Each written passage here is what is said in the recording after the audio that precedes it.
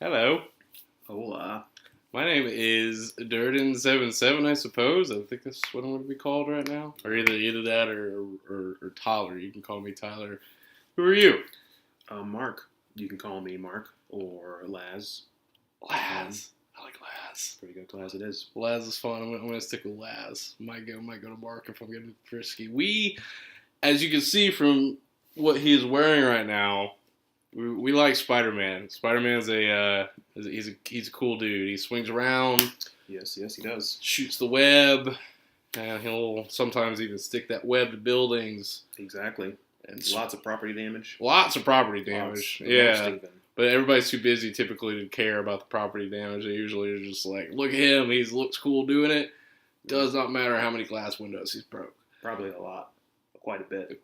I'd say, yeah. Quite a bit. I'd be very upset if I lived in New York City. Yeah, we really like Spider-Man, and Enter the Spider-Verse came out. How long has it been now? It was like December, I'd say, beginning of December, mid-December? Man, really? Something like that. It was maybe like mid-December. Smash was already out. Yeah, so it was like, I think it was like probably like December 15th. It was before I went to Disney World, yeah. So it was like December 15th or something. So it's been around. It's been out for a while. So it was after Smash and before I went to Disney World. So yeah, it's been around about a month. Smash was the 7th. Yeah, it was. Man, I can't believe Smash has already been out. I know, man. It's like, oh my god, I was waiting for that life-changing event for so long. Incineroar, man. My dreams came true. But yeah, so we're a little late on the train, I suppose. But this movie is super, super cool to the point where I really, really, really wanted to talk about it some, and I know he likes to talk about himself some Spider-Man as well. That is true. Pretty much, we knew we were going to talk for like a while about this movie. I was just like, well, we just record it. Yeah. Might as well. I mean, we got some stuff to say about it, so might as well just record it in case anybody else cares, and we will get that to the people that care to the best of our ability. But yeah, I actually just went to go see it again today.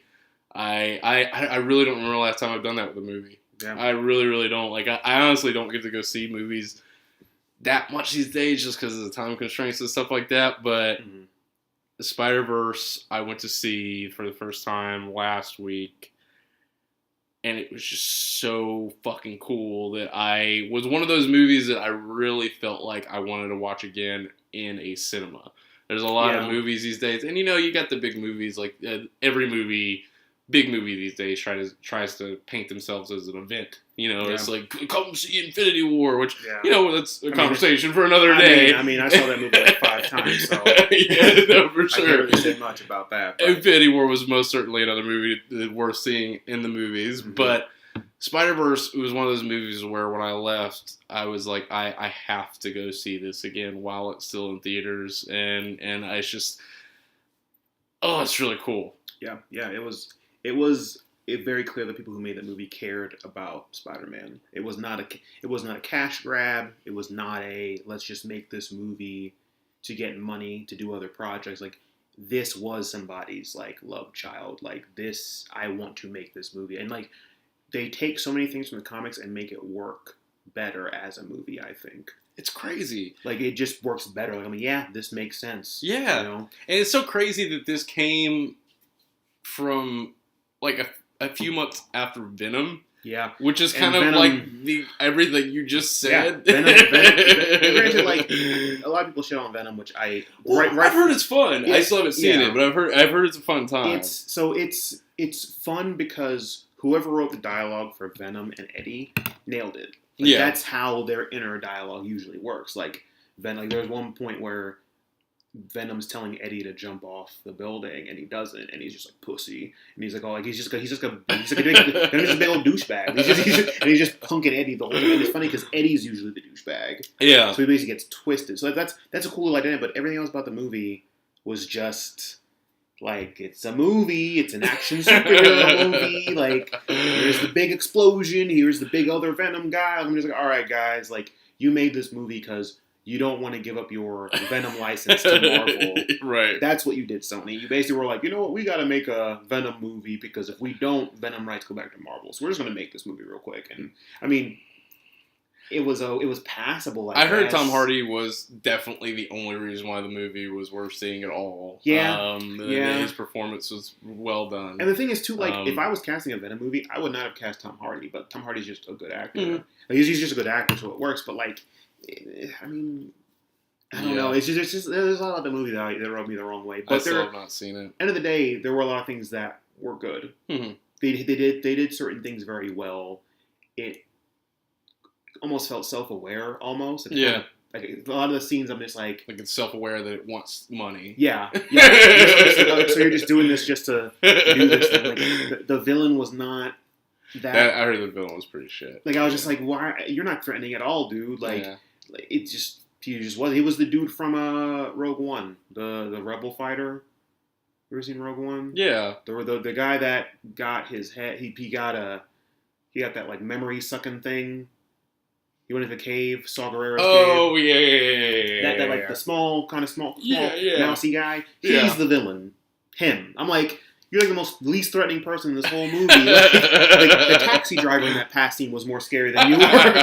But well, at least we're definitely not dealing with Venom with this movie.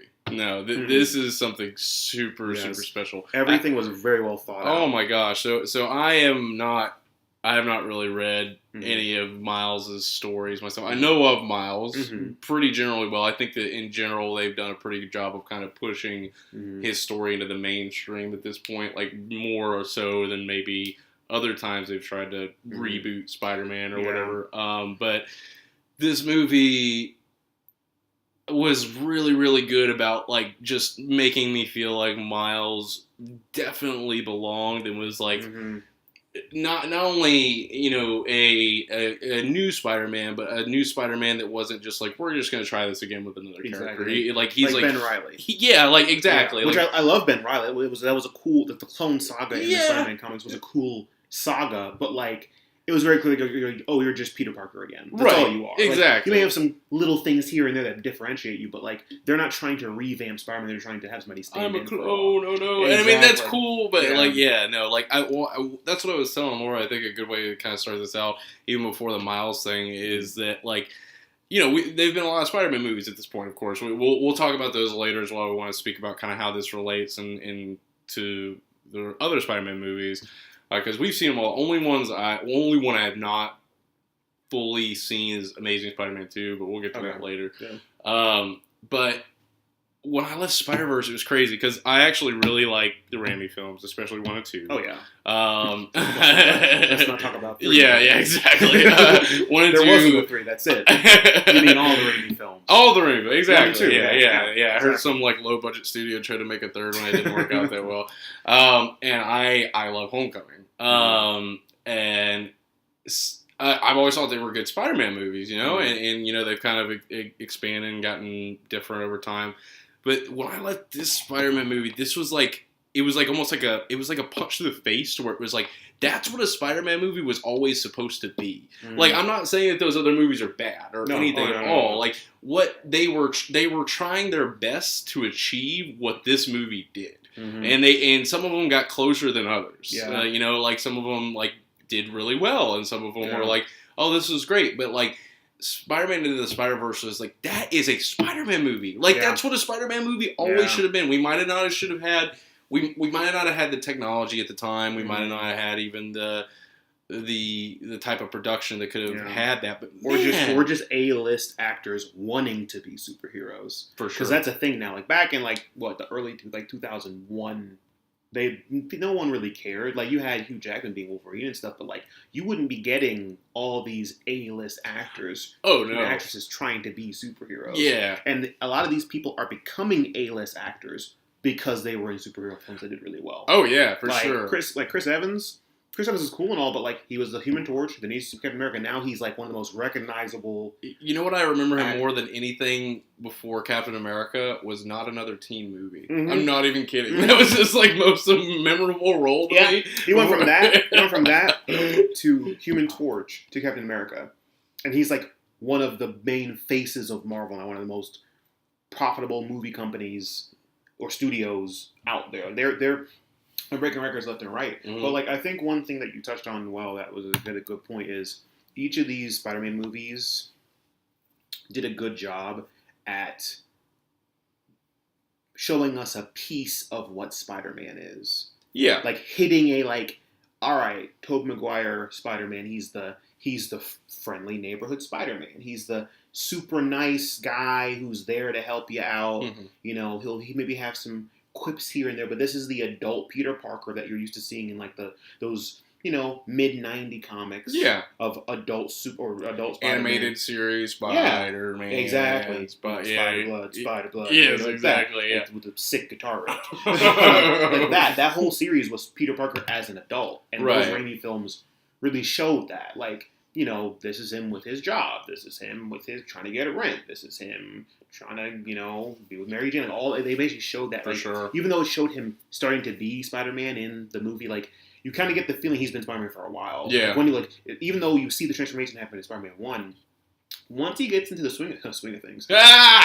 Jesus, we gotta drink every time. We make a Spider-Man pun. But you see him get into the swing of things, you're like, oh, this feels like you've been Spider-Man for a while. Yeah. It doesn't feel like you're fumbling around and trying to understand how your powers work and trying to understand how to be a hero. You kind of got this down, or you've only been Spider-Man for, in the first movie it was like a couple months. Yeah. I think by the time everything was resolved, he was only Spider-Man for, you're right. A couple months. I'm like, you kind of got this down already. Yeah. So like they showed that, like, the other Spider-Man movies, again, like showed a very specific part of what makes Spider-Man Spider-Man. Right. Mm-hmm. But like, as you said, Spider-Verse showed all of that because they had so many Spider-Men. Like, they can show each type of what Spider-Man is through each of the Spider-Men. Like, for sure. Miles basically emulates young Peter Parker and not really knowing what to do. Like, they did the same shit as Peter Parker. Even in the movie where they show the side-by-side of Miles going through what he's doing, and then it shows Miles having a comic of young Peter Parker, and the same things are happening to young Peter Parker. Like when I love that. Yeah, that was awesome. Please stop sticking. Don't stop sticking. No, so that like, was great. That kind of shows like this is what young Peter Parker is like. Like, you see the older, successful Peter Parker voiced by Chris Pine. Yeah. And I was like, man, you sound successful. Like, you just sound like you just got your shit. He almost like kind of creeped me out at first because it was like he was too perfect, but at the same time, but it made sense, kind of. It did make sense, and like he didn't quite cross that line. Like he was just the perfect Spider-Man. Like he was just like his intro, everything about it was fucking phenomenal. Like his Christmas album, and also in a weird sort of way, they're kind of implying that he is the Raimi films Spider-Man, because so correct my memory, the one that was in Miles' universe first, that was the one that showed all the different Spider-Man, or what was that? Was that the one voiced by the guy from New Girl? The one. Wait. So you're saying the guy that came to Miles' universe that had the sweatpants on, Peter B. Parker. Peter B. Parker. Him. He's voiced by the guy from New Girl. I think so. I'm not exactly sure who you're talking. It's like Josh Johnson, or it's like yeah. And then Chris Pine. No, Chris Pine was the first one. Chris Pine was the first one. Yeah. And so, they did a lot of this stuff in this movie to really throw people off too. Like in the trailers, they gave the dude that plays the fatter Peter Parker, they gave him Chris Pine's lines to like not imply that there was going to be a Spider-Man before him. Exactly. And there's a lot of other stuff too that they hid really well in this movie. Oh yeah, they did. Like, oh my gosh, we'll get to that. Yeah. But exactly. I'm sorry, I didn't mean to cut off your train of thought there. Yeah. You're like talking about the, you can see each. Right. You can see each of what makes Spider-Man and all these different Spider-Men. Like, you see the whole like Penny Parker, like she's a genius, like she's a technological genius, and that's how Peter Parker gets all his shit. Like he made all that. He didn't buy all that Spider-Man stuff. He made it, and it shows how like cool that is. Like Miles doesn't have web swingers through like half the movie because that's how it was in the comics. Right. In the comics, Miles doesn't get web shooters in, I think, like 2 volumes of his comics. Like, he's just like, oh, well, I guess I'm just gonna. And is he like a super genius as well, or? So Miles. So this is gonna be kind of a good segue. We can talk about this before we talk about the other movies. Let's just talk about how Miles works in the comics and the kind of the differences about what they did in the movie. So in the comics, I am interested in that. They do a pretty good job. I want to know how much he translated. Yeah. Also, I will also touch on how well they did on changing the comic adaptation to the movies, because a lot of things they just handled better. Yeah, that's what I'm saying. Because I like I said, I've never read Miles' stories, but I've generally understood. But like, I didn't know if this was. I know some of it's a straight translation. Like, I know he comes from the Ultimate Universe, and that universe, the Peter Parker of that universe, also dies, and he does kind of use that to push himself forward. I heard some stuff about the Prowler, but the Prowler is handled differently. Yeah, so stuff like that. Basically, in the regular Marvel universe, for quick crash course, comics, the Marvel universe has had two main universes. Regular Marvel universe, which is called the 616 universe, which regular Iron Man comes from, and that's where the Peter Parker that ends up being the main Peter Parker in this movie does come from. Exactly, he comes from the main. He is the main Peter Parker that most of the world knows and loves. Exactly, he's just fat now and he's divorced. Exactly, he's the Peter Parker that was they show the most in the animated series. Right, yeah, with the guitar riff series. Exactly. So that's the regular Marvel universe. Then a while back, I'm pretty sure in the early 2000s or even late 90s, Marvel basically were like, okay, well, we want to tell new stories, but we want to keep continuity with all our people. We don't want somebody to make a random Spider-Man comic where Spider-Man's 13 again, and have that be running the same time that our Spider-Man comic is running, and he's about to get married to Mary Jane. It doesn't make any sense. So then they made a new universe that's a new way to look at all of the Marvel people. And it kind of opened up the door for them to have new adaptations of heroes. Like, quick example, Iron Man in the Ultimate Universe. He actually has a power, being that most of his body, most of his bone, I think his marrow or something, is gray matter. Jesus. So he has just more brain than regular people. Okay, comic. Yeah, sure. Comics. so yeah, in this one, the ultimate Spider-Man comics were always a thing before Miles, but they really focused on Peter as a teenager. Yeah, that's what I heard is primarily him in his high school days. Exactly. Dealing with that stuff. Like he was a small Peter Parker. He was a little Peter Parker. He was little, easily, and I think at the end when he dies, which spoiler, he dies. Yeah. Oh, by the way, I should have said that. There's definitely gonna be spoilers for the Spider-Verse in this movie. We probably should have said that early on. We probably already spoiled some stuff, but we'll put it in the title or whatever. Yeah, spoilers. But continue. Yeah. Spoilers. Yes. Everything's spoilers. But they do a good job of really focusing on him as a kid, because in the regular comics they kind of skimmed over that pretty quickly. Like, he's a kid, he gets bit, all right, now he's in college, now he's a adult. Okay, wait, so they kind of really focused on him being a kid. And there's other things that they kind of change around slightly, but the main gist is the same. If two people meet each other and they never met each other before, and one's only read Ultimate Comics and one's only read 616 Marvel Comics, they'll still have a pretty good idea of who Spider-Man is. Right. You're not gonna be like, and he's from space, right? You're like, no. Yeah. For the most part, it's pretty close. So Spider Bite, Swinging, Green Goblin, exactly, that kind of really stuff. strong. Yeah. The Green Goblin in Ultimate Comics is way scarier. He that's the one pretty much in this film too. I think they made him even bigger in this one. Yeah, he's huge in this one. Yeah. Man, but, sick design. Yeah. You know who voiced him too? No. Yorma from Lonely Island. What? Yeah. Really? Yeah. He doesn't even say anything. He just screams. Yeah. Well, he says something. He's like, Parker, I'm going to yada. He just literally was like, I want to do this movie. Can I be in it? That was pretty funny. But yeah, so one thing that makes Ultimate Spider-Man so good is it's the first time, well, it's one of the first times in a Marvel comic that a character died and was actually dead, besides Uncle Ben. Yeah, Uncle Ben. But I'm talking the main character dies and he's actually dead. And I bet there's comic book characters that wish they could die like Uncle Ben. Dude, man. It's like, dude, I've been around for so long. Please, somebody put me down like Uncle Ben. I think that they only brought Uncle Ben back twice, and both times they brought him back, they didn't really bring him back. The first time was something to do with the Infinity Gauntlet, where Spider-Man had to put the world back together or something like that. And at first, Captain America tried to do that, but he couldn't because he was making things too perfect. Because he's Captain America. He's going to want to do things as right as possible. Yeah. And Peter Parker tried to do it because he's like the common man of the Avengers. Right. And when he's trying to do it, it's overwhelming them. And then all of a sudden you see Uncle Ben put his hand on Peter's shoulder, and it's like a ghostly apparition of him. Ooh. And he's like, "Remember, Peter, with great power." And Damn. And he's like, "I got it." And Get that shit out of here. here. And he just snaps, and he just fixes everything immediately. And I'm like, man.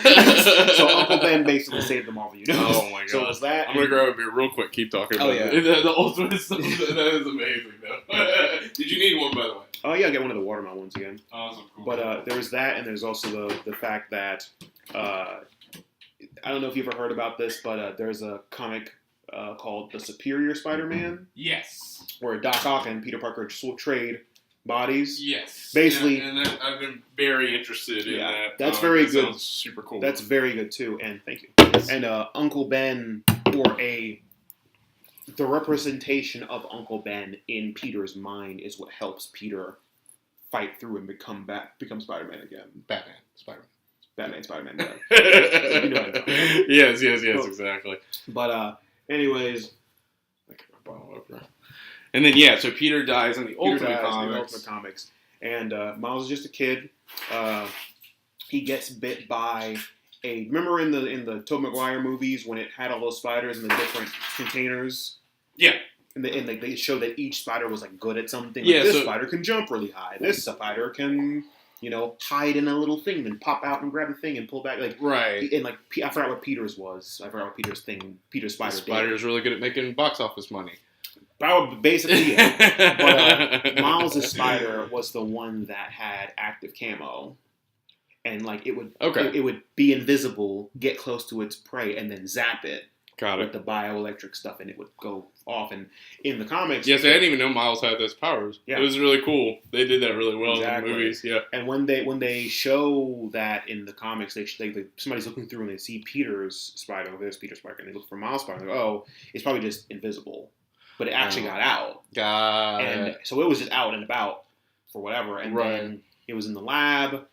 Peter's uncle was apparently going to Prowler. Miles' uncle Prowler. Mm-hmm. He was going to rob Oscorp, which is where the spider was. So he went there, cased the joint. The spider crawled in his bag. Miles was hanging out with his uncle. The spider crawled out of the bag, bit Miles. A couple weeks later, he gets spider powers. Now he's a new Spider-Man. He also, fun fact, in Homecoming. Donald Glover. Donald Glover. Donald Glover, the Prowler. He's the Prowler. Yeah.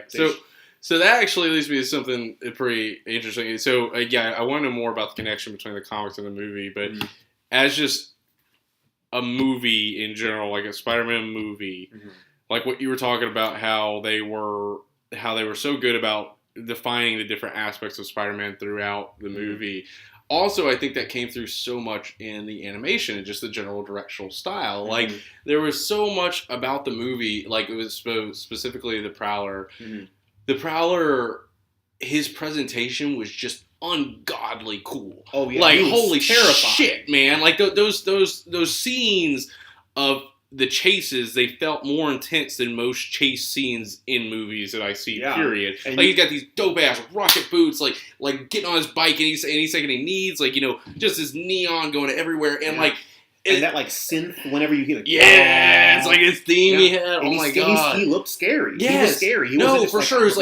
He was like, this is... If he gets him, he is going to kill him. And, all the designs of all the villains, I loved the design of Kingpin. I thought it was fucking awesome. I loved the Green Goblin design. I remember when I first kind of saw Ultimate Comics, I was kind of against that design, but I never really kept up with Ultimate Comics. But it was really cool in this movie.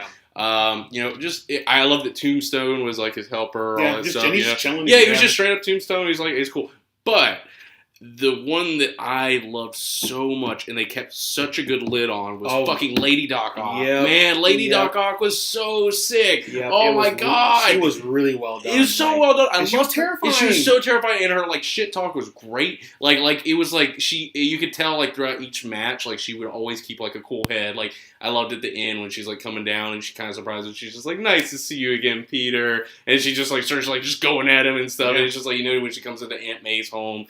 It's like, oh, it's so homey, and they just wrecks their shit. So that's the thing is they did so well. What was so impressive about this movie, I thought, on top of all the stuff you were talking about, how it is kind of the optimal Spider-Man film, and not only defining Spider-Man, but as I was saying, like with the animation and just the general direction, everything, it really, I know it sounds like cliche or whatever, but this movie is the closest we have seen so far, literally, to a comic come to life.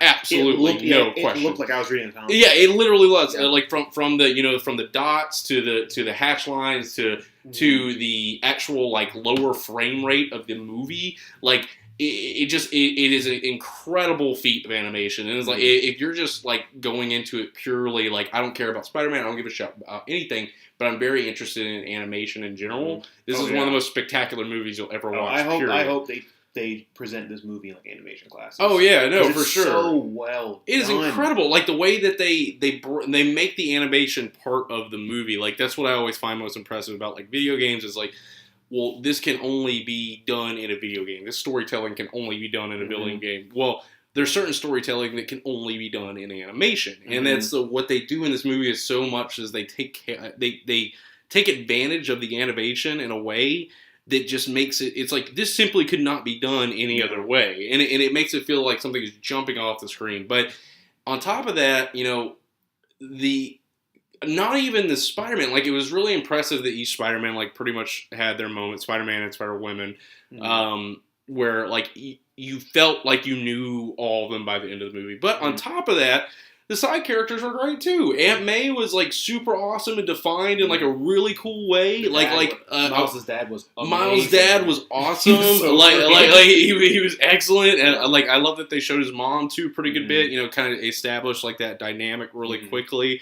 And like I said, the villains Kingpin, I liked that they gave him that story, but did not beat you over the head with it. It was you almost had to look for it. Yeah, and it made it seem like you knew and that's kind of defines him as a character as well, where he is such this big foreboding icon of corruption, but somewhere in there, real deep down, the thing he cares about the absolute most is his wife and his son, or his former wife and son, I suppose.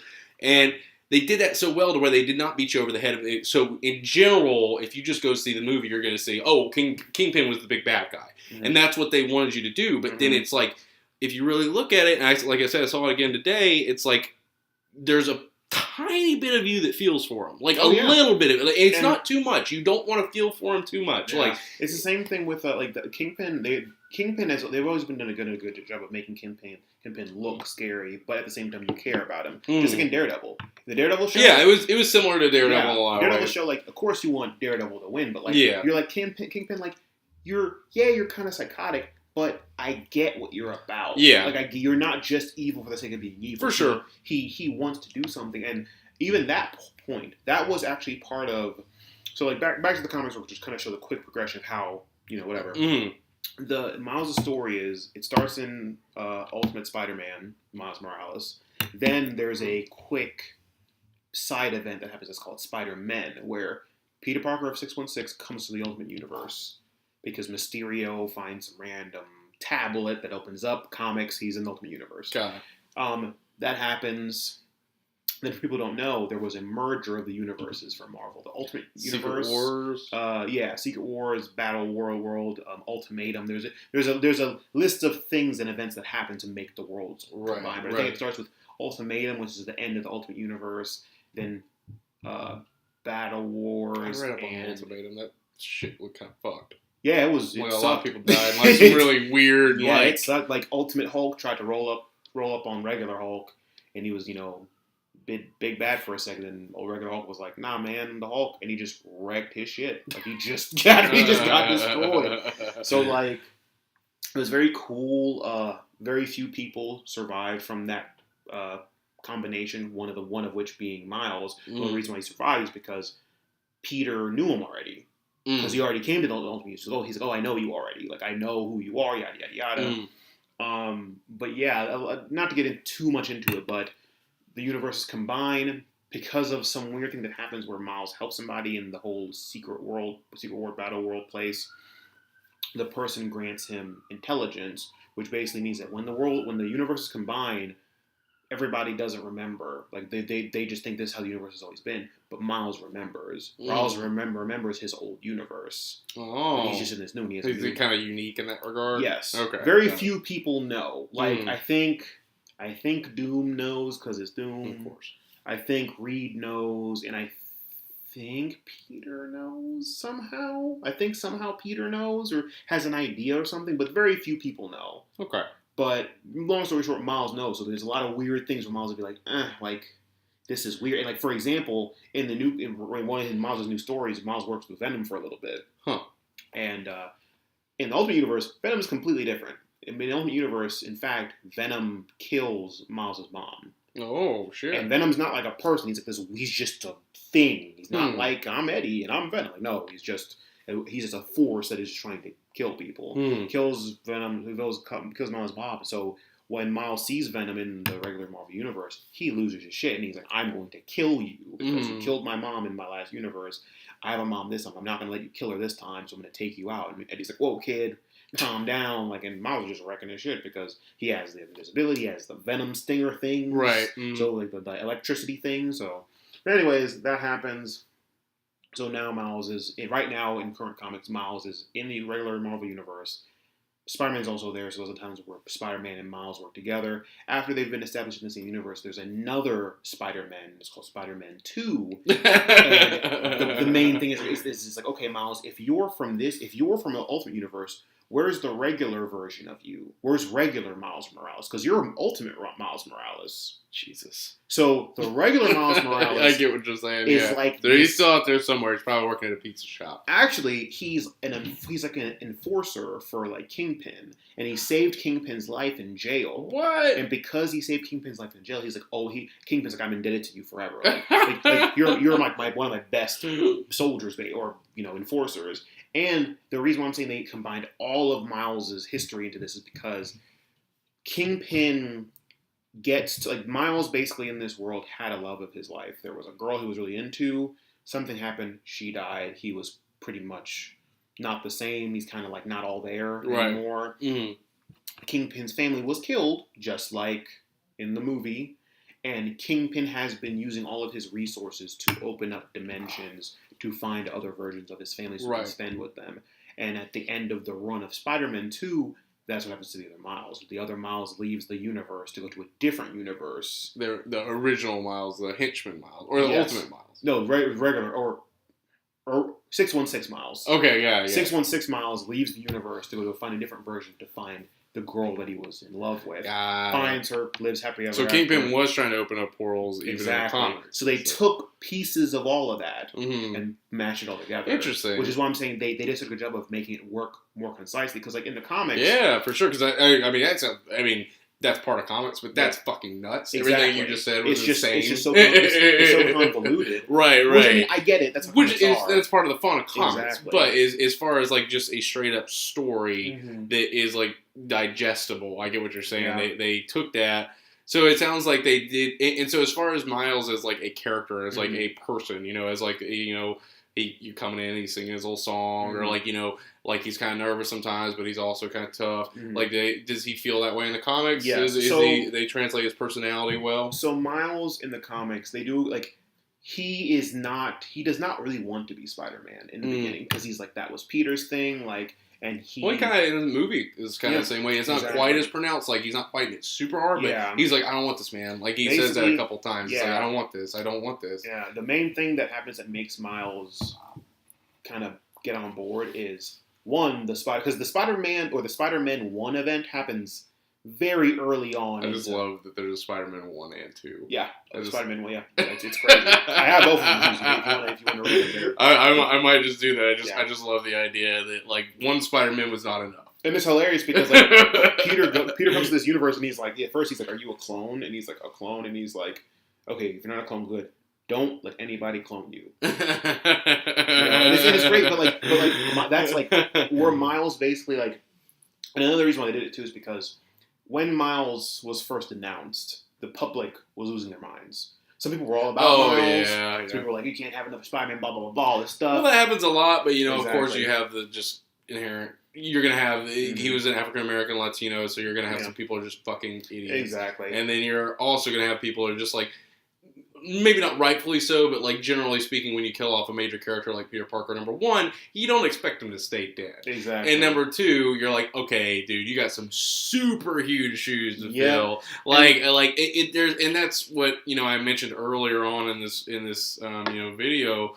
Was that's what I thought this movie did so well, is because there's been so many times in comics, like, I haven't read as many comics as you, especially modern ones, but in the comics I've read, there's been so many times where they would kill off someone and have the someone replace him, but it just felt like purely just to do it. Like it was like we gotta switch it up. Like maybe nobody's reading this comic anymore. Like maybe this character, we don't know what to do with it. But we need to kill off, let's just say, Logan, and replace him with Charles or X-23 or I didn't even mean Charles. But which to be honest, X-23 kind of makes sense, right? And she's kind of different. Like she finds her own place in the story. But and the thing is too, like you were just saying, like, Marvel had a big movement of that, and Miles kind of started that. And out of all the new Marvel people that took over for old Marvel people, Miles, and I'll say maybe the new girl Ghost Rider. What about and Camila or whatever, Miss Marvel? She seems like she's gotten a big following. I mean, but that's kind of different because Captain Marvel hasn't used the Miss Marvel moniker anymore. Yeah, I guess so. Like, she's just like, I'm a new person. So I mean, she's great. Somebody had to. She has a lot of good stories, and I like her a lot. They do a good job of making her feel street level. Right. She is, which is cool. But I've just heard a lot of people like her. She's awesome. She's pretty cool. But like, I'm talking about people who took over, like Cho, like Amadeus Cho for Hulk. I do not like that.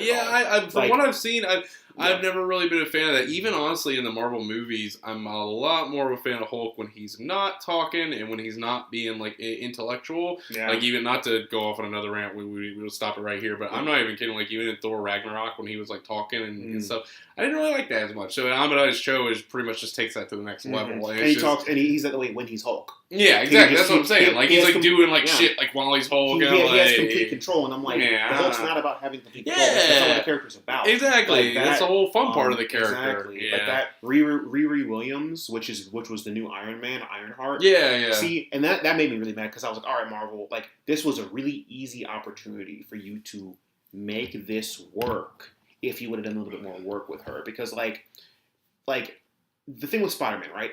The whole point of Spider-Man is if you have Spider-Man's powers, anybody can be Spider-Man. Yeah.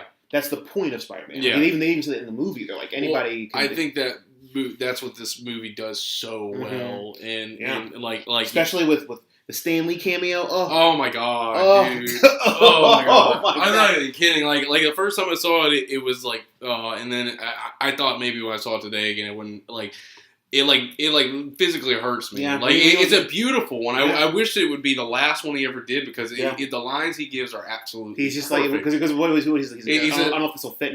It'll fit if it needs. It always does. It always does. And when he also says, I'm gonna really miss him, and and stuff like that. He's like, he's always been like a favorite of mine, and it's like, fuck, it just hurt me. Literally. Even I saw it again today, and like I audibly was like, oh man. I swear, if there's not a Stan Lee cameo in Kingdom Hearts 3, I'm gonna riot. I'm gonna Square, what are you doing? Oh my god, man! But yeah, no, I mean, not to pull you off. I just feel like that's such a good segue, and I feel like that this movie does that so well. It makes it feel like to where if you have the powers and you decide that you want to be Spider-Man, like anybody can do this. It's just about having the right heart, the right spark, as his dad says, and make that happen. And Miles' transition from becoming like I said, we were saying is that like he feels like he earns it so much. Like it's not I'm so excited. I want to see more Miles Spider-Man movies than I do Peter Parker movies at this point. Yeah. Like it's like because Peter Parker's pretty established at this point. Exactly. And that's one of the reasons why I feel like this movie did such a good job of condensing the story. Because in the comics, Miles kind of has to do it alone until he meets Peter. And it's hilarious because he does meet alternate Peter before he becomes fully into. No, he's Spider-Man, but he's not like full-fledged, I have all my stuff ready to go. Got it. Okay. He's still starting out. He's still pretty early on. Yeah. But what's hilarious is where Peter, right? Like, and one of the things that kind of defines Peter that we'll get into later when we talk about the other movies, the other Spider-Man movies. But Peter kind of had a heyday for the most part when he was Spider-Man, because like there wasn't really anybody else to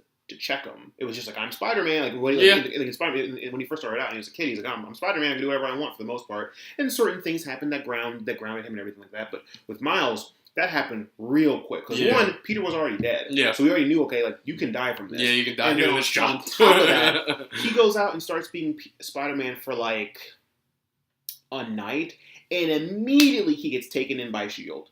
Like S.H.I.E.L.D. just finds him and they're like, "You're coming with us," and he just wakes up in a containment cell. Isn't that how he gets like some of his equipment and stuff? Like he doesn't get a suit from S.H.I.E.L.D. I think like so. Something like that. Yeah. He gets his suit. I think he gets web shooters, but yeah, he wakes up in a containment field in S.H.I.E.L.D. and like Nick Fury's like, "Who are you?" Like, "You're not Peter. I know that. Like, what's going on? Are you a clone?" They do a full like scan on him, and they're like, "Nope, he's just another kid that has spider powers." And then Nick Fury's like, "What is going on?" Like, he's so pissed. And he dropped Miles off, and he's like, "Okay, if you want to do this, you can do that. I guess you're gonna have to check in with us." And he's like, "Another thing, get another suit," because he had the Halloween costume of Spider-Man, and they're like, and he's like, "That's really disrespectful. You can't use his suit. Get your own." So like that happens. So like, that kind of grounds him really early, but like even then, he's still kind of doing it on his own, and he gets his web shooters from Aunt May. So he does. Okay. He saves Aunt May or something, and then Aunt May's like, "Peter would want you to have this," and he gives. That's when because like for the first few volumes, he doesn't even have webs. He's just running around being ridiculous,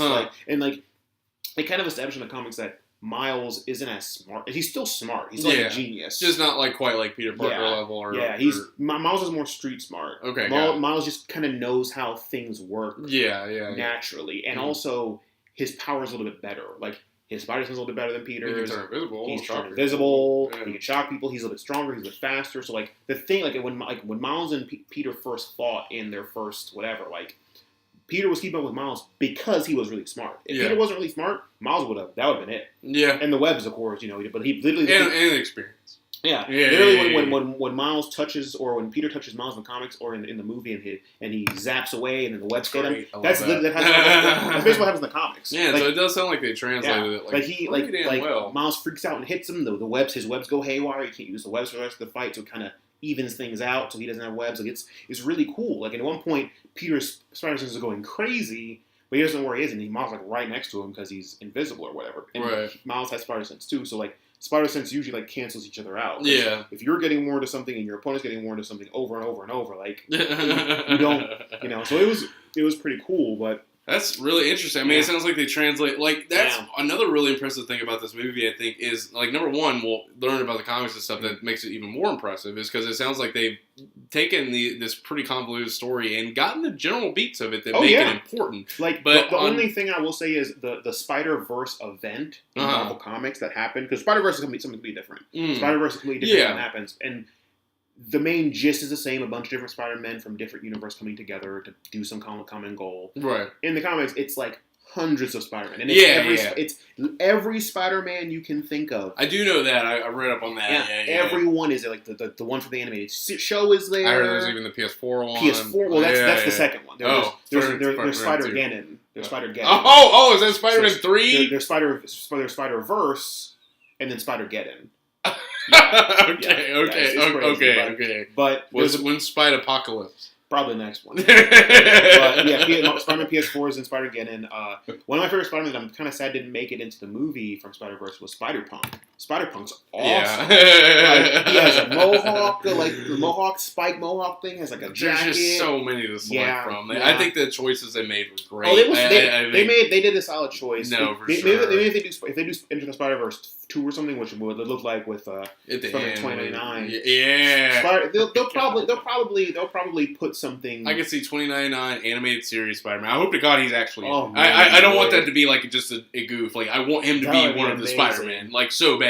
And I think that they could do Spider-Punk, and then there was one other one I was just thinking of just now. They could do Superior Spider-Man too. Superior Spider-Man I would love to see. Doc Ock Spider-Man would be great. But yeah, anyways, like they basically took those two events and put them together for this movie, which made sense because having like part of Miles' story and why Miles got his stride is because he basically had Peter Parker, like, and the writer did it for a reason because all those people giving me shit for Miles. I want to make Miles justified, so I want to make Peter Parker himself see Miles and be like, "You're doing okay, kid." Like, basically, he got his blessing from Man 616 Spider-Man. So like, which he does in this movie. Yeah. As well. So I'm like, fuck whatever you fans say. Sorry, like Spider-Man said you're cool, so you're cool. That's it. Exactly. And like, for like, if this movie did that, to where it's like Miles just doing his own thing, then all of a sudden a door opens up and then Spider-Man walks out, and you're like, what is going on? It makes sense to have the whole interdimensional Spider-Man thing happening and make that be why they meet instead of just. That's what I was saying too. Is like on top of the convoluted story of Miles itself, what's really impressive about this movie is they take this like massive like interdimensional like storyline, like of 5 different universes. Well, actually, technically 6 different universes colliding. A Spider-Man dying, another Spider-Man inherently replacing them, all these side characters that are also catching up with these events. They somehow make that like super presentable and super digestible. Like they don't over-explain shit. Like it's just like these Spider-Man, like the Spider-Man from, I guess, Tobey Maguire Spider-Man, we'll just say that, got shoved into the dimensional portal. That somehow linked up with all the other Spider-Man, and they explain them each time. I love that each time. It's like, let's start here from the beginning. Something happened really weird, and normally I see weird stuff, but this is weird. And they just all stick to it, like, and they're just it. And it's just like, to get home as well, we just need to put the goober into the shit and press the button, and then you can jump into the portal and you go home. There's no scientific like, oh, all this and this, or oh, how did I end up here? Or let's like go through this, like how did let's have an entire subplot on why we are even here. And it kind of makes sense too, because like they don't spend time on it, but they make it make sense enough. Like, oh, for sure. Like Spider-Man's fighting Green Goblin. Green Goblin shoves his face into the interdimensional thing, so it goes into every single dimension and finds that Spider-Man. Exactly. So, like, that makes sense. Like, it's not like a thing where it's like, oh, well, you didn't explain it enough. It's like they explained it just the right amount. This is what happens, let's move on. Yeah, exactly. Like, and with a movie this is a movie that has a fucking ham dressed up as a spider person. It got bit by a pig instead of a spider. Yeah. We'll keep it at that. That's the thing where I'm just like, with a movie that this packed, they have to kind of just be like, this is what happened, cool, move on, let's go. That's it. Yeah, and for sure. They did a great job, and they like. There's a lot of things in this movie where, when I see them, I'm just like, this works. Like, thanks for making this so concise. No, for sure. And so like, and I love how like with all those different Spider-Man, like when Peter B. Parker is the one, the divorce one, right? Mm-hmm. Yeah. And what's the other one? Just Peter Parker. They just say it's Peter Parker, and then Peter B is the one that Spider-Man 616. Yeah. And with Peter B. Parker, when he's trying to teach Miles, he's like, last step, stop listening to me. Yeah. You have to be your own Spider-Man. Don't be Spider-Man like I am. Right. Like, and it's the same way with Miles is. Like Miles in the comics, like, yeah, he does some Spider-Man stuff, but like at the end of the day, he's his own person. Yeah. Well, that's what I think makes it so impressive too. And like they have the moment when he, decides that he's going to be Spider-Man, when he does take the leap of faith.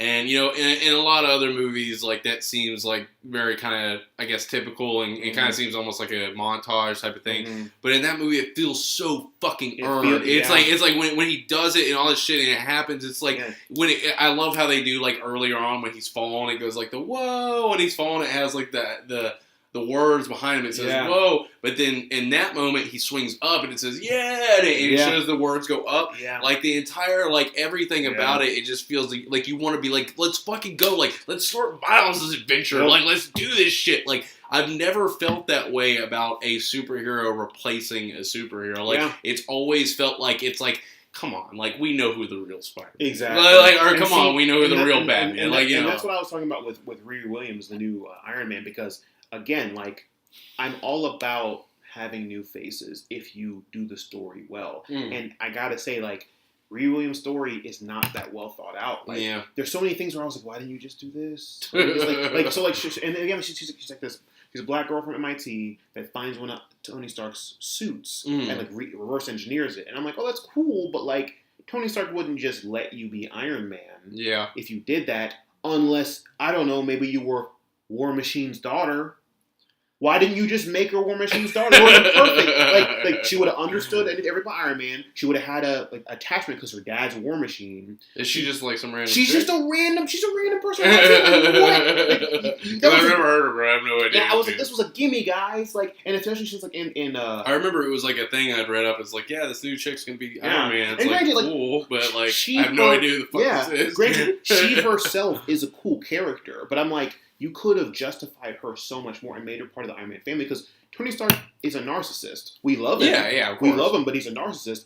Part of his charm. Yeah, he wouldn't let some random person, no matter who you are, be Iron Man. Like you'd have to you'd have to have something like he barely lets Rhodey be Iron Man. Or at least have like kind of a storyline almost like Spider-Man Homecoming where he's like kind of training her, exactly. stuff like that. I mean, he does do that, granted, but still, I'm like if you would have made her Rhodey's daughter, it'd been great because in the Secret? Is it Secret? No. What's the Civil War? In Civil War 2 in the Marvel Comics, Rhodey dies. Rhodey passes away, and and it sucks because Civil War 2 I did not actually read, but I kind of read the cliff notes on. It kind of sucks because he dies because Rhodey comes into Iron Man's lair or building, or whatever, where he's making all the suits. So he's shooting the shit with Iron Man. He's like, hey man, that nanotech's pretty cool. When are you going to give me a nanotech suit? Like, this one's still kind of old because this suit was the one that the pieces actually came off. Right. It didn't just Venom suit its way onto him. Right. So he was like, "When I'm gonna get one of those? Like I'm War Machine. I gotta keep my tech up." And then Tony's like, "Do you have $4 billion?" And he's like, "No." And he's like, "What about the best friend discount?" He's like, "That is the best friend discount." I see where this is going. So like that's what ends up getting his ass killed. Thanos shows up. They're trying to fight Thanos. Thanos gut checks Rhodey, and the back of the suit just explodes, and he dies. And what sucks is at the point Rhodey's dating Captain Marvel. Mm. So that's what kind of puts Iron Man and Captain Marvel on the upper side because Iron Man's like Rhodey could have survived. Captain Marvel's like yada yada. So basically, if you would have made Ironheart Rhodey's daughter, that would have made Tony feel shitty about, okay, if I would have done what Rhodey wanted, he would have been alive. Yeah. So if Ironheart... And that could have brought Tony down his own path, too. It's like, he's almost got, like, this ghost haunting him. Exactly. They could bring him back down to alcoholism. Exactly. Or, like, shit like that. So if give you a better reason to have someone actually take over. Exactly. So if Riri Williams comes and is like, hey, I reverse engineered one of your suits. I'm going to use this suit and be Iron Man. Either you help me or you don't. Tony's going to help her because he's like, if I don't help her and she gets out there and gets herself killed, I couldn't live with myself with Rhodey's daughter dying because I didn't help her. Right. When the same thing happened to Rhodey. Like, it would have been such an easy fix to make her so much more like, oh, cool. Like, yeah, this is cool. Like, you're seeing the Iron family develop. Right. But it's just like, oh, nope, random person, random new, and it doesn't matter like who she is. Like, she could have been anybody, but there's just the fact that it's an unrelated person into this very tight-knit family. I'm like, this doesn't really work. With Peter Parker, that makes sense because again, Peter Parker, anybody can be Spider-Man. Yeah, that's the point. That's what makes it so impressive. Yeah. Miles is not related to Peter Parker in any way, but the way that they weave that in and make it to where anybody can be Spider-Man as long as they believe they can be Spider-Man. That's what makes it so impressive. Yeah. And Peter's that kind of guy. Peter would help somebody for sure. Spider powers help me. He's like, okay. They did a great job. They did a great job with both Peter Parkers in this movie. Like holy shit! The first one was so perfect, and them killing him. I there was something in the back of my head because I knew about how the Ultimate Universe would have went. I knew that could have possibly been happened, but the way they did it was just like, whew, shit. Yeah. And then Peter B. Parker, it was so impressive, like the way that they made him such a character that was bored with everything, but also not. And also, like, he was very much on that bridge of, like, I need something to push me in the right direction, but I think I know it all already. Yeah. It was so good. Where he's like, yeah, I took the divorce kind of hard, but I got through it. And you see him just in the shower crying. And he's like, so I'm in my apartment, doing push-ups, doing sit-ups, getting strong. And he's like on the bed, like just eating like pizza and shit. Like, oh my God. So yeah, we still got to talk about the other movies. But Spider-Verse will so honestly at this point, I think it's almost easier for me to talk about the things that I might have not absolutely 100% thought was the greatest thing in the movie, and because there's just so much fucking good about the movie. Yeah. Like bottom line, what we're saying is go see this goddamn movie. It's fucking amazing. Like, regardless of how, if you like Spider-Man in any capacity, you should see this movie. Even if you don't like Spider-Man, as long as you don't hate Spider-Man, and go see the movie. If you do hate Spider-Man, what's wrong with you? Yeah, exactly. If you hate Spider-Man, like, you probably... Who hurt you? Exactly. Like, go to counseling, figure something out, but, like, you know, you shouldn't do that. That's not good for your health. But the movie is just spectacular from an animation standpoint, from a Spider-Man standpoint. The characters are incredible. The Spider-Man are incredible. The direction is incredible. Like, not to forget our boy Nick Cage. No, my God, Spider-Man Noir was amazing. like I was actually before, not to get on another train, but it was so funny because there's a part where at the end he's fighting Scorpion and he's saying all that shit. And he's like, you know, flapping his gums, all this shit. And I remembered when he hit him, something flashes in the back for a second. I didn't know what it said, so I made sure to look at this hard. And this movie is so great about, like, there's so many, like, tiny details in this movie. So, like, for instance, like, when Noir is fighting Scorpion, no, it's Tombstone. He's fighting Tombstone. And he punches him. While the punch is connecting, in the back of the screen is a black and white. All it says is just applesauce. Like in the back, it's just huge words. It's on the screen for a half a second, but you can see it very clearly. It's like boom, boom, boom, applesauce. It's just like, that's amazing. This is so good. I love Spider-Man Noir so much. Oh my God! One of the things I laughed at the most is when Miles runs into Aunt May's house and he's like, "Oh my God, Prowler's my uncle and he's trying to kill me," and all stuff, blah blah blah blah. And Spider-Man Noir says, "Wow, that backstory's pretty hardcore." I noticed in the movie, like, Penny even smacks when she says, like, hey, what the fuck? But yeah, no, like, it's really spectacular. Like, the casting is amazing. Yeah, I cannot say enough about the voice cast. Nicolas Cage, of course, is amazing, but the guy who did Miles, I forgot his actual name. Yeah, he was great. I mean, everybody was great. Everybody was just so was good. Amazing. It was just spectacular. And like I said, at this point, the easiest things I could say would be the things that I was not 100% on. The only things that I can say that I see as a fault in this movie at all is watch it the second time. I was looking extra hard for this because I was really wanting it more in the first one. Mm-hmm.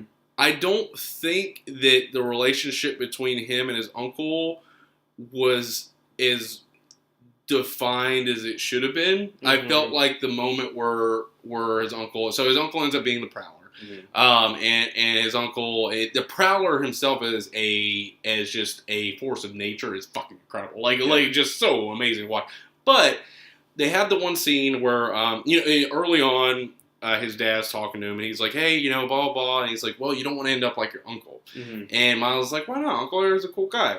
And it's like, cool. So he ends up going to meet his Uncle Aaron later, and he comes up to his apartment. He's chilling. He's hanging out. He's like, hey, Uncle Aaron. And they have a very genuine conversation. Like, a very genuine conversation. It feels like they connect very well. Uncle's asking him about school, all this stuff, and then they talk about the shoulder touch, which is like you put your shoulder on someone and a girl, and you're supposed to say, like, hey, and it's supposed to knock her dead. And so they both talk about this. It's just in general a very genuine moment. Then Aaron takes him. He's the cool uncle. He's the cool uncle. Yeah. But that's the only beat they really get together. Mm-hmm. So, like, there was something about when I wanted, like, one more moment between them, or, like, something. Like, I wanted one more little bit, like, to kind of define. Like, so, for instance, like I said early on, his dad says, like, you don't want to end up like your Uncle Aaron. Mm-hmm. Well, that's cool. And then when he goes to talk to his uncle, even though he's very genuine, his uncle takes him to go spray some art. Mm-hmm. And so you get the impression that his uncle is probably an okay dude. He just probably maybe not made the best choices sometimes. Mm-hmm. Like, there's something we don't know about him. Exactly. But it's probably something like, maybe, I don't know, maybe he's just got a little bit of crime going on, or maybe he, like, we already know in our head that the cop dad said there was something off about him. Mm-hmm. So you're thinking, like, maybe, he doesn't seem like someone that would jump from being like, hey, man, I'm going to take my nephew to go, like, do some tags, to I am one of the number one men in Kingpin's organization that will, like, murder a motherfucker like on command. Mm-hmm. Like, it was like a really weird jump to saying, like, this dude seems like a cool guy that probably his dad might have misinterpreted some. Like, if anything, I thought his dad might be overjudging him. It's like, hey, he's probably a guy who's just a little bit down on his luck. Maybe did, like, some stuff here and there that he wasn't supposed to do, and since his dad's a cop, like, he might not really agreed with that fully. Mm-hmm. But he went from being like, yeah, Miles, like, this is a lot of fun. Like, let's go do this again, to being like, all right, man, I gotta go murder fucking people. Yeah. Like, I have to go slit people's throats. The It's like, thing I like about though is I like the fact that they touch on that duality. Like, because that's kind of how the Kingpin does with his people. Like, Kingpin kind of makes you a vehicle for his own purposes, right? Yeah. So, like, I guess that was him trying to hold on to the little bit of life he had left, and that was Miles. Because, like, keep in mind, we didn't see him out at a club partying. We didn't see him. He was in his apartment just sitting there relaxing, listening to music. That's basically it. He never talked to his family anymore. Like, so Miles was like his last piece of a regular non-Kingpin, I'm a murder machine life that he had left. Which is why later on when he finds out that he's Miles, he's like, no, I'm not going to do this. Because this would sacrifice the one part of my life I have left, and I can't do that. Which is why that moment was so powerful. And that scene is good. Like, but I do agree with you. Yeah. I wish they would have had one more thing of, like, him and Miles going to get a hot dog. Or just something to show they're, like, doing, or a flashback. Or them either connecting more, or, like, a little bit more of, like, I mean, yeah, it was kind of a twist when he reveals this is the Prowler, but to be completely honest, when he went back to the apartment and he started writing the note, and the second the claws came from the window, I immediately was like, his uncle's going to be the Prowler. Like, that's what it's going to be. So it was like, yeah, I guess it's a twist, but, like, I felt like they were hiding that twist a little bit too much, to where it was like, there should have been something, because, like, I like the guy. Like in the stuff that they did, I'm not saying you want to make me hate him. He should feel like a conflicting character. And that's what he was. But there was nothing they really gave you to make you feel like, why did he go down this path? Yeah. You know, like why? I can see him maybe like having to. He's on his own, like having to scrap to get. But like, why did you go so hard, dude? Yeah. like you're out here killing kids. Well, keep in mind, like that's what the Kingpin does. Yeah. Like, the Kingpin's really good at making you do what he wants, even if it's not what you want. Like, it's not like he went into Craigslist and like, hey, I need some murderer people. Like, he's like, you work for me now, which means anything I tell you to do, you do. And if you don't, I will kill the people you love. Right. You know what I mean? So, like, that's kind of like, but I do agree. I wish they would have had something like, maybe like a flashback to them getting together at Christmas time. Yeah. And his uncle there, and his uncle and his dad getting into a big fight, you know? Yeah. Something. Like, I agree. It would have been cool to see something to show their relationship more. Because, again, he was just the cool uncle. Right. Like, exactly. Like, I wanted to know more about him. Pretty much that's the bottom line. Yeah. Like, they should have given you more. He was the cool uncle that did tell, basically, the first person that was like, all right, Miles, do you. Like, don't worry about being the perfect way. Just do you and be the best you that you can be. For sure. Like, and I was like, that's good. And like, even like at the end when, like, you know, Miles sees him and he's freaking out and he's like, Miles, do you, man? Like, and then that's him as he's like, you know, deucing out. But I think that moment would have worked a lot better. Like, there was part of me, because they didn't establish the uncle as well as like whatever. It was almost like that was the only part of that movie where I kind of felt like it was something that they had to do. Like, it was like, we have to have him suffer a death of someone close to him like that. And it was like I said, it was not awful. It was not done terribly. Oh, yeah. The interaction they had was strong enough that it did carry it.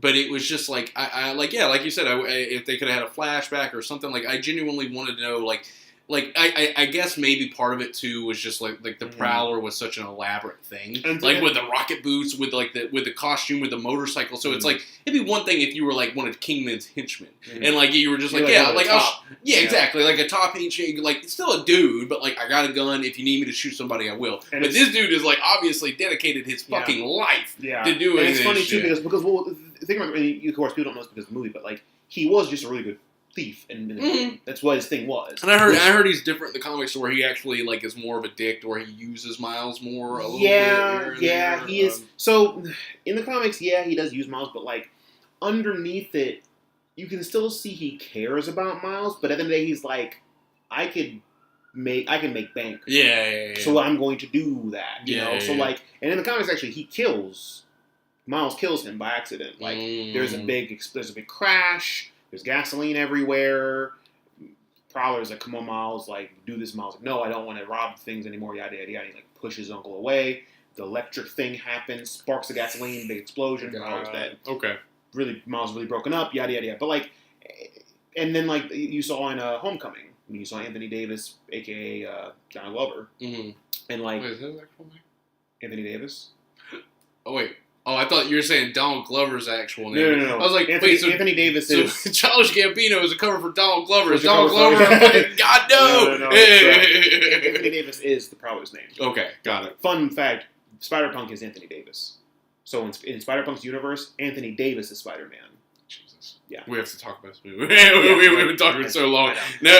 but anyways, when they show Anthony Davis in Homecoming, you still get they still trying to drive the home. It's like, yeah, he's kind of a dick because he's a fucking criminal, but He does say, like, I got, like, a nephew out there. Yeah. He Yeah. still cares for the most part about, like, I don't want innocent people getting hurt. Like, yeah, I'm a thief, but I don't want these crazy weapons in my neighborhood because I have a nephew to protect, which is Miles. Right, you know? right. So, like, you can see, like, he's not all bad. He's just a criminal. He's not just necessarily just a generic bad guy. And, Yeah. like, it would have been good to see that seemed a lot more in line on what I think this movie could have used more of that. Mm-hmm. Like, it's like it was more of a situation where they didn't normalize. Like, it was just such a jump. It was just like it was such a like a hey man, like, yeah, we relate because I'm more street level than your dad, and like I'm probably not that bad of a guy. But then you realize, no, he's actually a pretty fucking bad guy. Yeah. And like, Yeah. what the fuck? Like I think it was less of a twist and more of like a.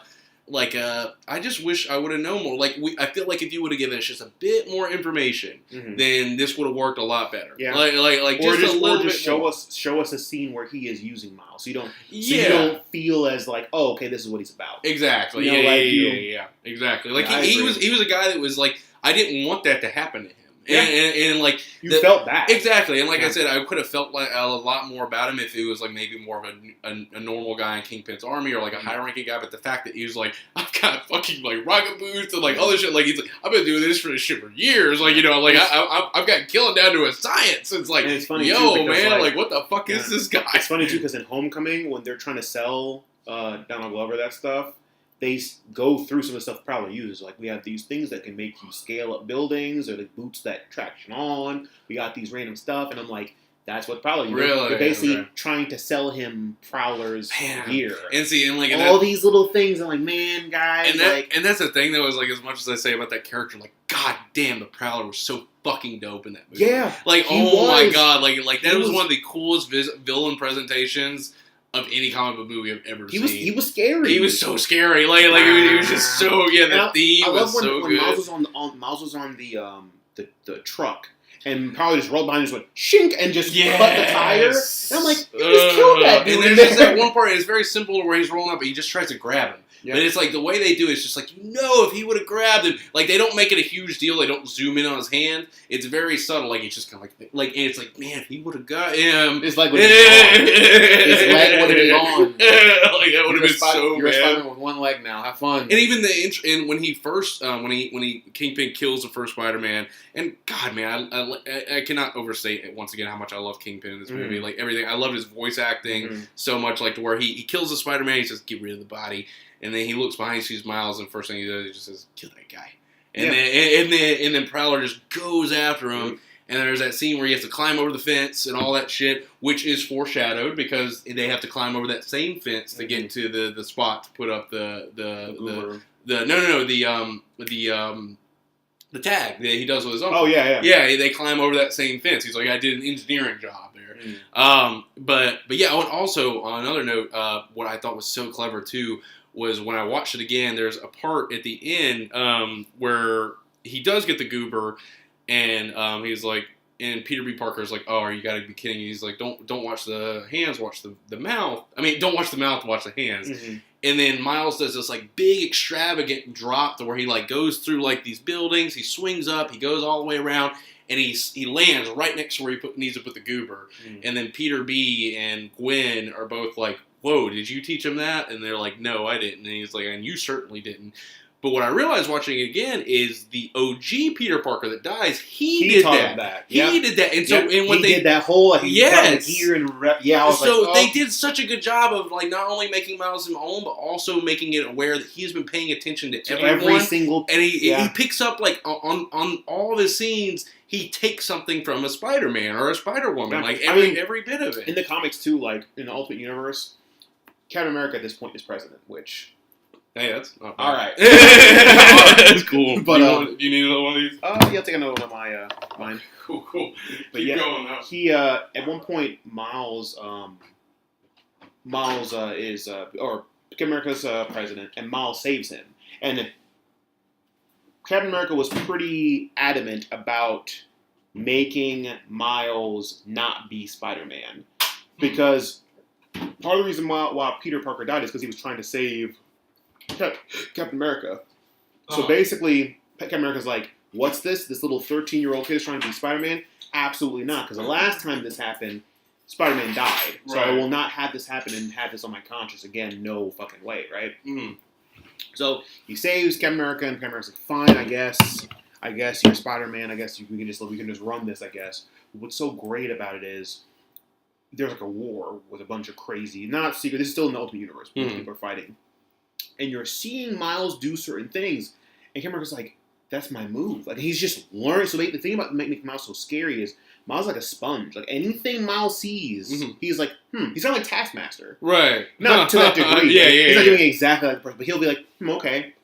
So that's what I'm talking about. Like, Miles, he isn't as smart in terms of like Miles didn't know how to make the web formula. shooters. Like, you know what I mean? He could have made the web shooters, but not the formula to make the webs themselves. Got it. So like, once he got the formula, he was smart enough to, once he got the formula, he's like, okay, this is how I make it, I can make it. Which, I don't know about you, but if you gave me a random thing of molecules, I'm like, the fuck is this? I don't know. So he's smart enough. But the thing that really sets him apart is he's very practically smart. He's very like, got it. Right. Now I'm going to do what you did. Right. Or I'm going to put my own spin on whatever you just did. Yeah. He's very, very good at that. Cool. Yeah, and they did that great in the movie. Yeah. They did that. He was when he was working with Venom, because there's a Venom comic. I don't know if you Knoll, I think, or Knoll, the symbiote god. So they turns out that that sounds very familiar. All the symbiotes are from this planet. Yada. Yeah, that's right. You told me. Yeah. Long story short, for some reason there's symbiotes all over New York City. Miles is helping Eddie, and like you see Eddie doing all this stuff, and you see Miles start to fight like Eddie, because like Eddie's like, these aren't people.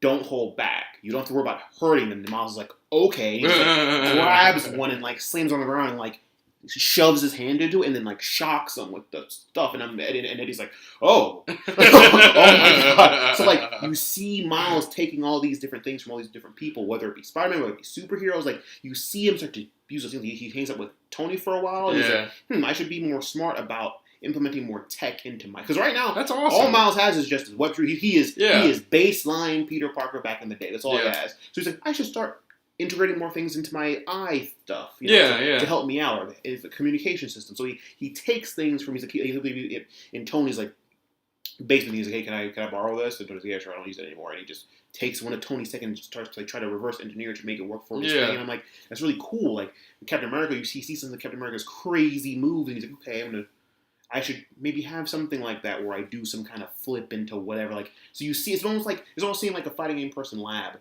Yeah, I'm trying to think. I've got something like on the tip of my tongue to like compare it to, but yeah, like you said, Mine Like a Sponge is very cool. They did that. They got that so well across in the movie too. There was so much of that movie that like that's what was, man. God, honestly, I mean, we have to start moving on, but like the movie's just so impressive on so many levels. Because I was about to say, it's so impressive that they have all these spider people, make them all feel defined, have all these side characters, make them all feel defined, but at the same time, the movie is a Miles movie. It is very much a Miles movie. It is a Miles movie. Like everything about the movie feels like Miles. Like the soundtrack, the direction, like in the suit itself is so fucking cool. Like I like some people have like gotten. I was reading online. They like. I don't know. They thought that. I thought it was amazing. The spray paint. I love it. It's so good. Because in the comics, Miles like he has. It's the same color. Yeah, I've seen it. It's not black and red. But it's more.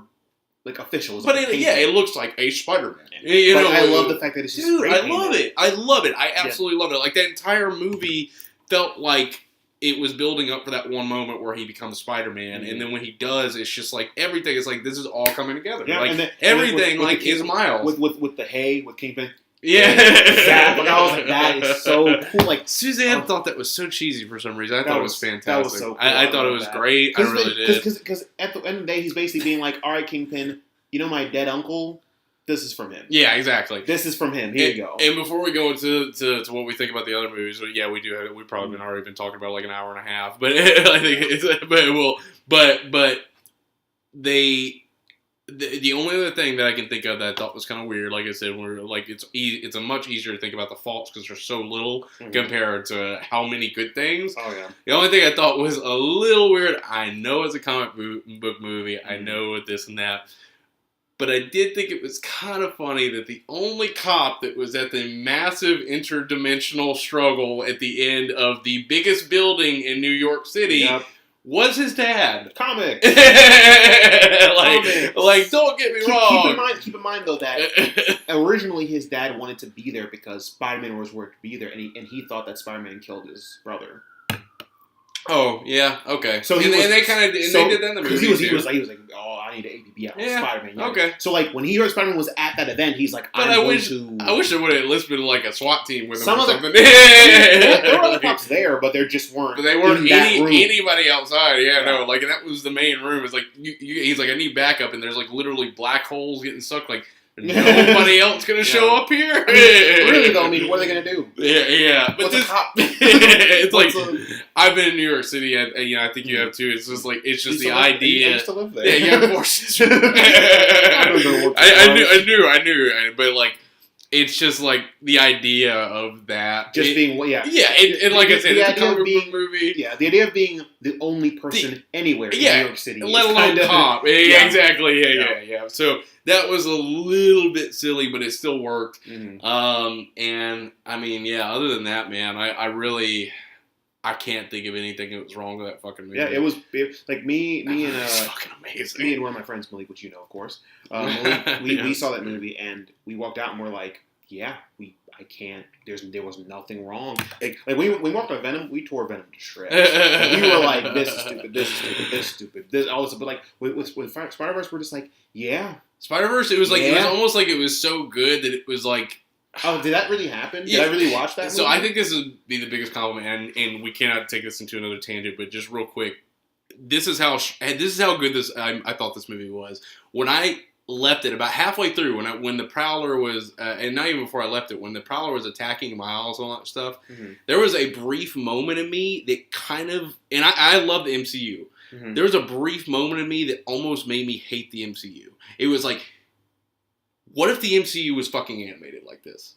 What if the MCU was like was this? Like what if everything they did it like this? This is what it should have fucking been. Yeah. And don't get me wrong, the MCU is fucking amazing for what it is. And Homecoming was very good. Homecoming, I will say, is probably the best live action adaptation of Spider-Man I've seen because of how connected it is to the Marvel Universe. Because Spider-Man is like the linchpin of the Marvel Universe. Right. And seeing Spider-Man that involved with Iron Man and Captain America and all these different people, that was great. Yeah. Now, the Raimi, which this is a good segue into the So that's the Raimi films were a good, like, this is what Spider-Man is about. Yeah.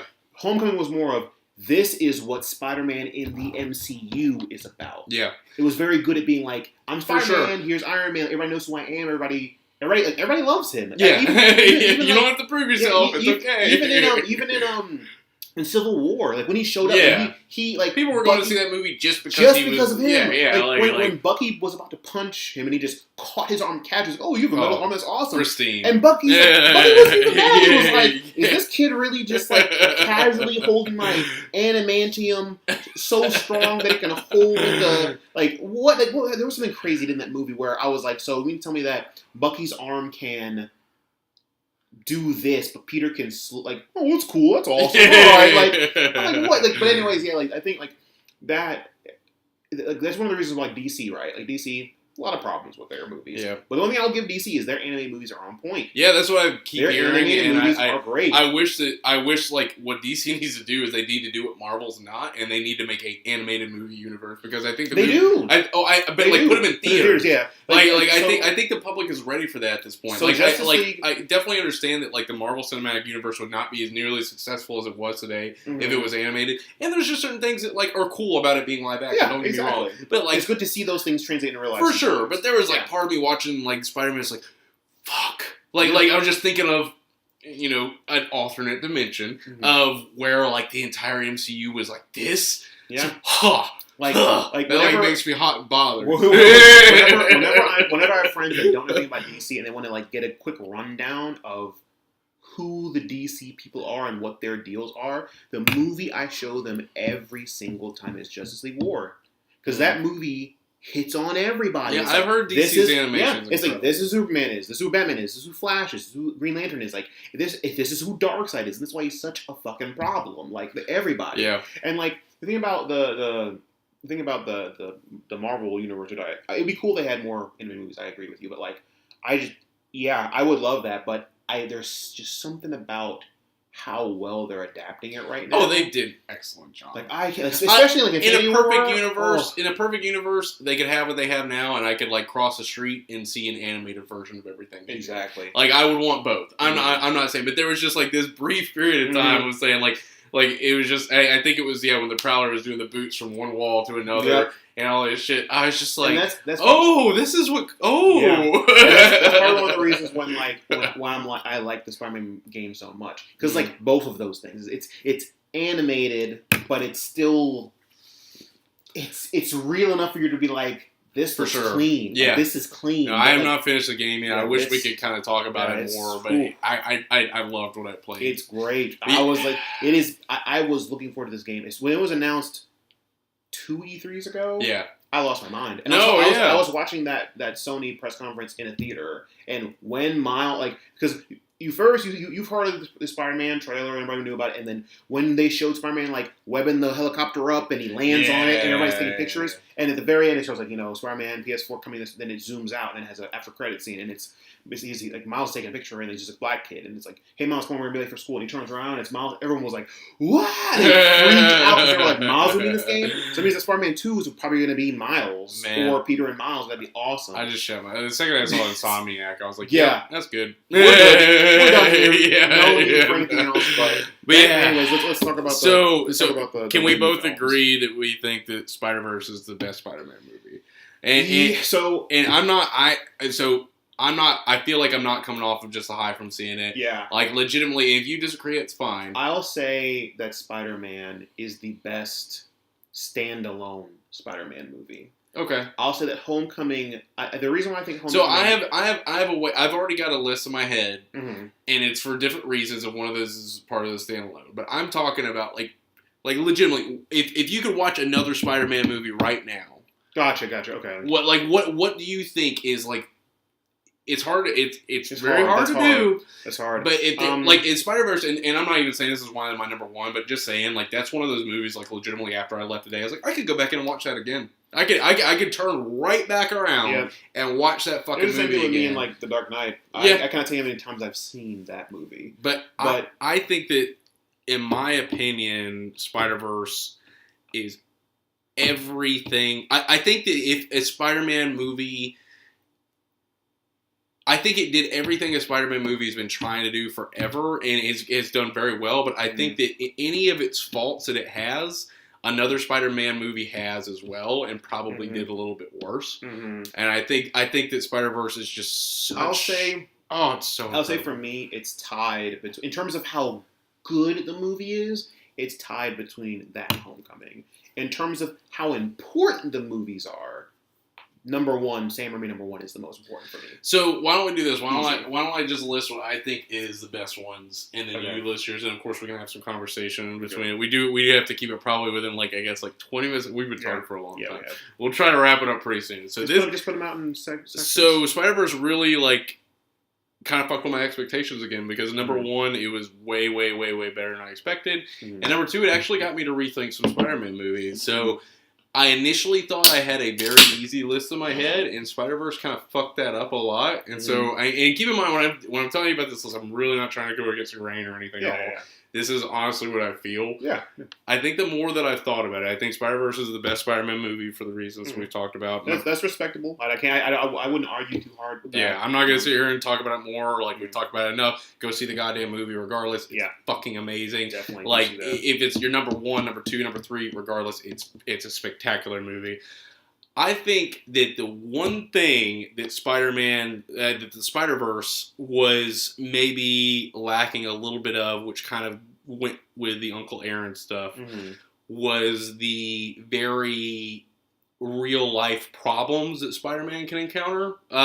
Stuff like you said, paying your rent on time, stuff like, and that stuff that is when you get older, but more of the conflict of just being Spider-Man itself. Like the fact that, like, being Spider-Man in general is going to cause issues in your life, and how you deal with those issues. I think that Spider-Verse covered pretty much every other problem besides that one, at least in a strong way. Yeah, so I agree with you, because I feel like that movie did a good job of being like, this is the problem Spider-Man would face as a superhero. Right. And then every other Spider-Man movie is like, this is what would happen if, and even the game, it's like, this is how it happens if you are a person living your life. Like, and some of that has to do with it's kind of based on a bit of an older Peter Parker sometimes. But because of that, I think that actually pushed Spider-Man 2 higher for me.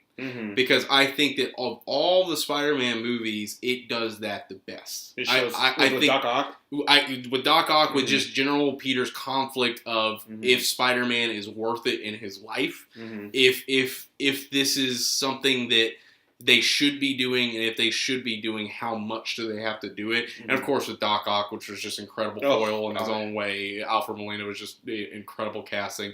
There are, I think that number one, I just love the movie in general. I love Spider-Man 2. I love the Raimi films. I love them. But Spider-Man 2, I feel like that Spider-Verse, if anything, kind of escalated it, because it was like, Spider-Verse can give me everything I want in a Spider-Man film, except what Spider-Man 2 gives me. And Spider-Man 2, in my opinion, does it the best out of any Spider-Man film, where it is in a different world. It's not in as much of a like a MCU type world. It's in very much a real feeling world, but also like a golden age world. Yeah, it's golden age Spider-Man. Yeah, exactly. Yep. But it's like, it's situations might seem simple. Like, yes, you cannot pay your rent on time, or yes, like, your love life is crumbling, but the way, even though they're simple, they define them so real. Well. Like, they really do. Like I learned about the concept of rent from a Spider-Man comic. Because I was little and I was reading Spider-Man, and the whole thing was him like trying to get better pictures of Spider-Man, something to pay his rent. And I was like, Mom, what's rent? And she was like, sometimes when you live somewhere, you have to pay to live there. I'm like, that sucks ass. She's like, yeah, it does. It does suck. But yeah, like the thing, like I agree with you. I'd have to say 2. So. Let me keep with the list. Finish your list. Yeah. So 2, yeah. So I think it was because of that reason, and I think especially like at the end and stuff, when he finally does tell her that he's Peter Parker, it really I don't know. 2, I think is a very good, not only Spider-Man movie, but it's a great movie as just a coming in age in general. It's great in that. So this is where things get even extra interesting. It's because number 1, I thought Homecoming was going to be after Spider-Verse, and then I started thinking about it as Spider-Man 2. And then I started thinking about it more, and I think I would actually put Raimi's first one over Homecoming. And there's a couple reasons about this. Number 1, I don't necessarily think it's a better film. Yeah, it's just... So, I've told you about this plenty of times. But one of the things I think that Raimi does so well is capture the golden age of comics. I think that, I feel like that it feels like you're watching what comics are supposed to be when you're watching Raimi's films. It might not necessarily be what comics are. It's classic Spider-Man. Exactly. Now, the thing is also about Raimi's the first film, and this was the thing I've told you 100 times. I fucking love Willem Dafoe's Green Goblin. Oh my god, I fucking love him. That's one of my favorite superhero cast. Ever castings ever. Like he is like literally up there with like Heath Ledger for me. Like and a lot of people like they meme him out, and all this shit. There's memes, and he's very memorable because of that. But I don't feel as though. I mean, there's memes for... The reason why he's so meme-worthy is because he did such an incredible fucking job. There's memes for Heath Ledger. Doesn't mean he did bad. For sure. He's one of the best... No, it's just like, I'm saying that his Norman Osborn is so exaggerated. I'm somewhat of a scientist myself. It's so exaggerated to a way to where I think some people almost think it is like... But this is this big goof. But no, it's amazing. Yeah. Like literally, he is like, when he says certain shit, you can almost see the comic bubble next to him saying the thing. Yeah. Like when he's in the media, he's like, you know how much I sacrificed? And it's just like that. that sounds like a comic panel would sound. Like, he has so many amazing moments in that movie. The biggest disservice to him in that entire movie is that fucking costume. We'll meet again. Oh my god. Until next time, Spider-Man. We'll meet again, Spider-Man. There's been so many nights where I know we've been drinking where I show you that clip, and that is like one of my favorite clips of any comic book movie ever. Yeah, it's good. Is in the parade, when he rips out his glider and he's flying, when he says, "We'll meet again, Spider-Man." Like, it's like, it gives me nerd chills to this day. Like, it's like a perfect again. reading. It's the golden age of comics. That's how, like, when you see like old school Superman, Batman, Spider-Man from all these different companies, and they have that like OG Batman, OG Superman, OG Iron Man. Like, that's how it feels. Yeah, it does. Feels so, it's like campy, but it's good campy. And there's stuff, definitely stuff that's off. Like, of course, Tobey being old. I think that Tobey is a great Peter Parker, but I'm not necessarily a huge fan of Spider-Man. But it's just the direction in general of that movie, like you said, the campiness, I think it totally works in that movie. I think it's very, very memorable. I think Willem Dafoe's performance is, of course, amazing, but on top of that, you have the whole bridge sequence, which is very memorable. You have the whole upside down kissing sequence. Godspeed, Spider-Man. It's like, oh my god, his death is like one of the best ever. Peter, don't tell Harry, and it is so good. Like, the whole upside down kissing sequence.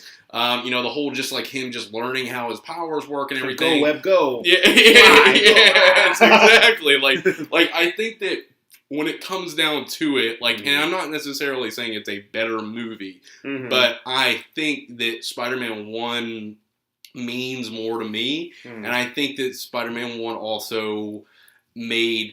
I mean, Spider-Man 1 was also, I have to give it this, is like, I had seen X-Men and stuff, but Spider-Man 1 was, when I saw that in theaters, like, my mind fucking melted. I was just like, this is a comic book movie. What is happening right now? It was the first honest to goodness comic. Yeah. X-Men was out, and I have nothing but respect for X-Men. I love X-Men. Yeah, for sure. But, like, when that movie, when I watched that movie, it didn't feel like a comic. It just felt like Wolverine's in. It almost felt like a TV show, like a gritty new take on a TV show. It's like, you don't got the big yellow, you don't have the yellow costumes or any of that stuff. But X-Men was amazing. Exactly, it was great. But I didn't feel.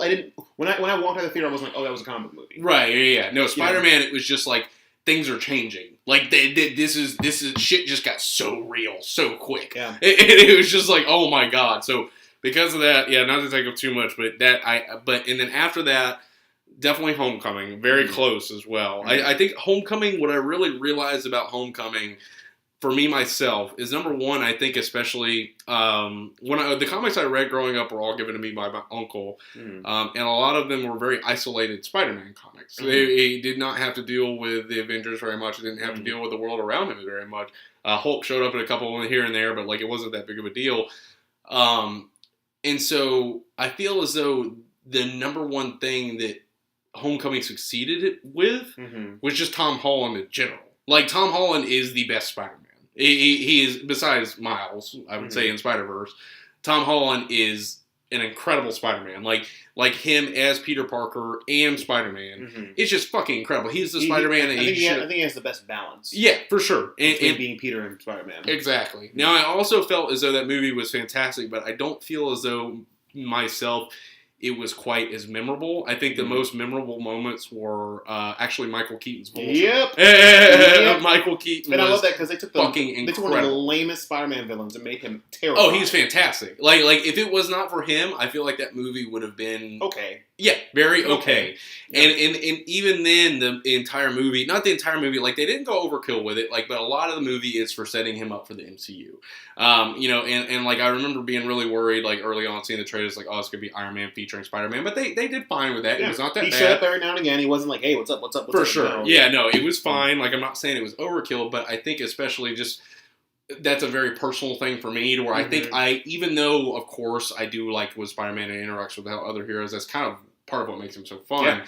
Like, there is also a part of me that really loves Spider-Man kind of in its own chamber. And I think that the Raimi films and the Spider-Verse did that. Whereas Homecoming, while they didn't beat you over the head with it, a lot of it was about saying we're trying to get him going into the he is MCU. part of a bigger universe. Exactly. Yeah. But I think Homecoming's great. Like what I'm saying is, don't get me wrong, everything from Homecoming up is ranging from great to superb. Mm-hmm. Like, I'm not trying to shit on Homecoming at all. Of course, yeah. I think that myself, like, from what I remember from Homecoming is Tom Holland and Michael Keaton. Yep. Like, I don't actually remember that much about what happened in the movie. It was more about, like, the Vulture was fucking sick as shit, and Tom Holland is born to play Spider-Man. Like, that's it. He is like that's it. And I'm excited to see what he does in the MCU, which we already got to see a little bit in Infinity War. Mm-hmm.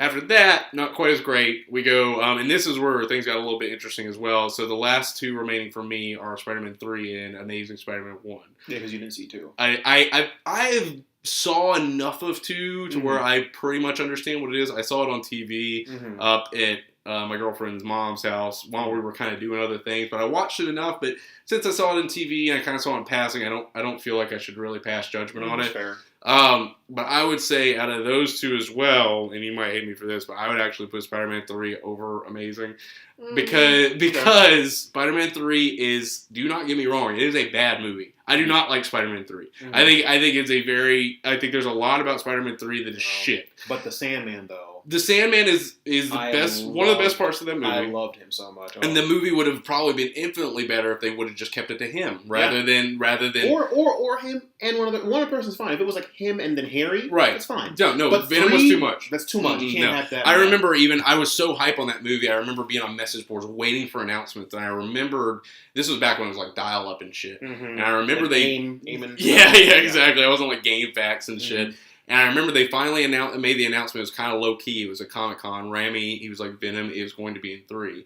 And people were so hyped. And I remember my initial reaction was like, I really wish you wouldn't have did that. That's too much. Like, that is too much. The only way you can spend that is if it's a movie made to be Spider-Man versus the Right, Sinister Six. Exactly. If that's if the whole movie is, it's Spider-Man and his rogues gallery teaming up to kill him. That's the only way that works. But you can't just have them be like, hey, what's up, another villain? Hey, yep. No. Yeah, I knew exactly when that happens. Like, that's too many. Someone's going to get the short end of the stick. The Spider-Man 3, though, as not good of a movie as it is, as bad as it is, in a way, it is also extremely memorable. To the point where Spider-Verse actually references it. I came out and danced. We don't talk about that. I remember exactly where I was when Spider-Man 3 launched. And what's funny is that dance he did was the dance he did. Like, frame by frame. Yep. Fucking awful. I remember exactly where I was when Spider-Man 3 launched. I remember the exact theater I was in. I remember the exact shirt I was wearing. And I remember exactly how much I tried to suppress my disappointment when it was over. You were like, that was okay. Yeah, that was good. That's okay. It was good. Yeah. It was fine. It was good, wasn't it? It was very memorable to me. And then the last thing I'll say is Amazing Spider-Man.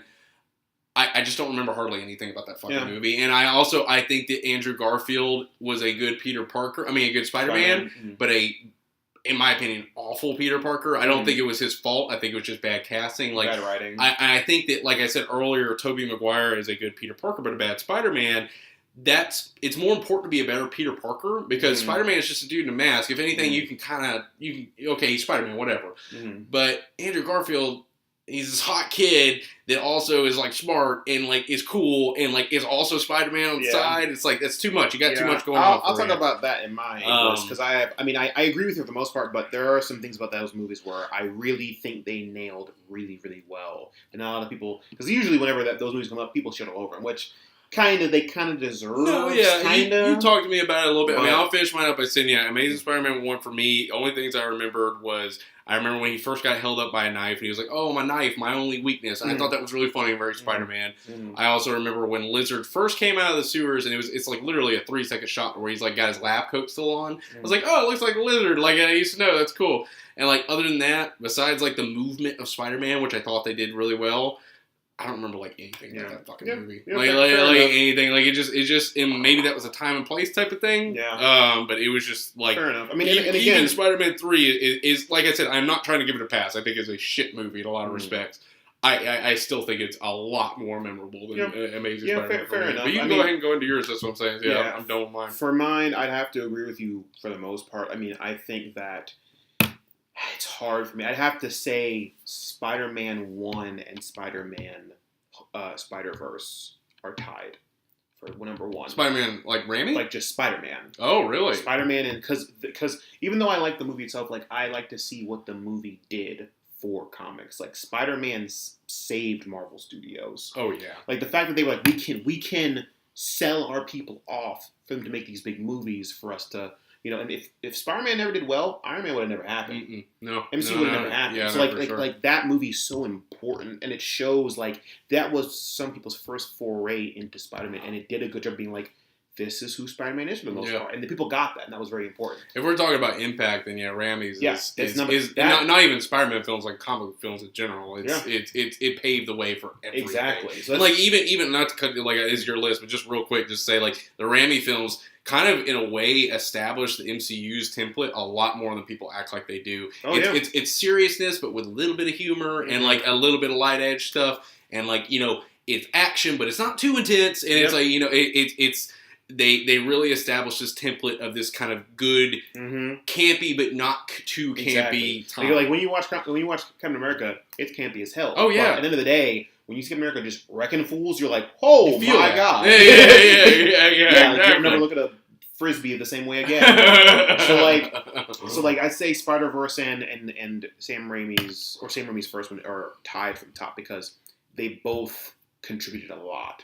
Like, I think this movie's going like Spider-Verse is going to have lasting effects to how people see comic book movies. For sure. Just because of how well it was done, the animation style. Like, I think there's going to be something I can't put my finger on what it is. There's going to be something people take away from this movie. People are going to be like, I loved that movie. Yeah. I guess people wouldn't even care about Spider-Man will love that movie. Yeah. So after that, I have to say probably. So you're going to put those as tied? Those are tied as number one. Okay. Cool. Then I'd say Homecoming is number two. I know you love Homecoming. Yeah, for good reason. Yeah, and I love because again, like as in contrast to you, most Spider-Man comics that I read when I was little was him with Iron Man, him with Captain America, him with Daredevil, him with those other people that showed Spider-Man is like the guy everybody likes in the Marvel universe. I remember there was even a comic where Doom like saw how much Peter was struggling and was like, all right, and he paid for Aunt May's like surgery or something, and Spider-Man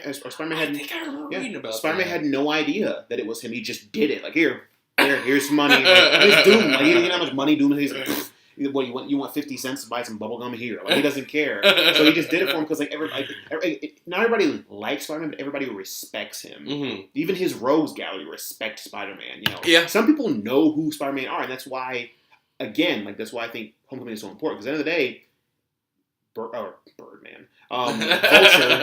day, Vulture knows who Spider-Man is, but he's choosing to keep it under wraps because he respects him. Yeah, and that's Spider-Man's thing. Yeah, like, they did a great job of that. At the everybody end, respects Spider-Man so much, and the whole universe is like we gotta get a team together. We need this person. Get Spider-Man in there. We need Spider-Man. And even though like a lot of the times Spider-Man doesn't really give anything to the group that the group didn't already have. If you have Captain America, Hulk, we just want him here. Yeah, if you have Captain America, Hulk, and Iron Man, there's nothing Spider-Man's going to do that those other people can't do. Like, you have Iron Man, Hulk, and Captain America. Like, Hulk, strength, Hulk. Yeah, you're not going to win. You need Hulk muscle. is kind of like everything in general already.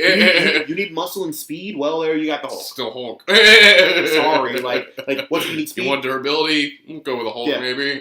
By the way, Captain Marvel's over there too, so we don't really need you, Spider-Man, for this. But he's always there because people respect him so much. Like, well, he's also like a good break to the group. I think they did that well in Civil War. Civil War, even though it was a little cheesy, when he came up with the idea of wrapping up Scott Lang's legs. Mm-hmm. Like, he's like, you see that movie Empire Strikes Back?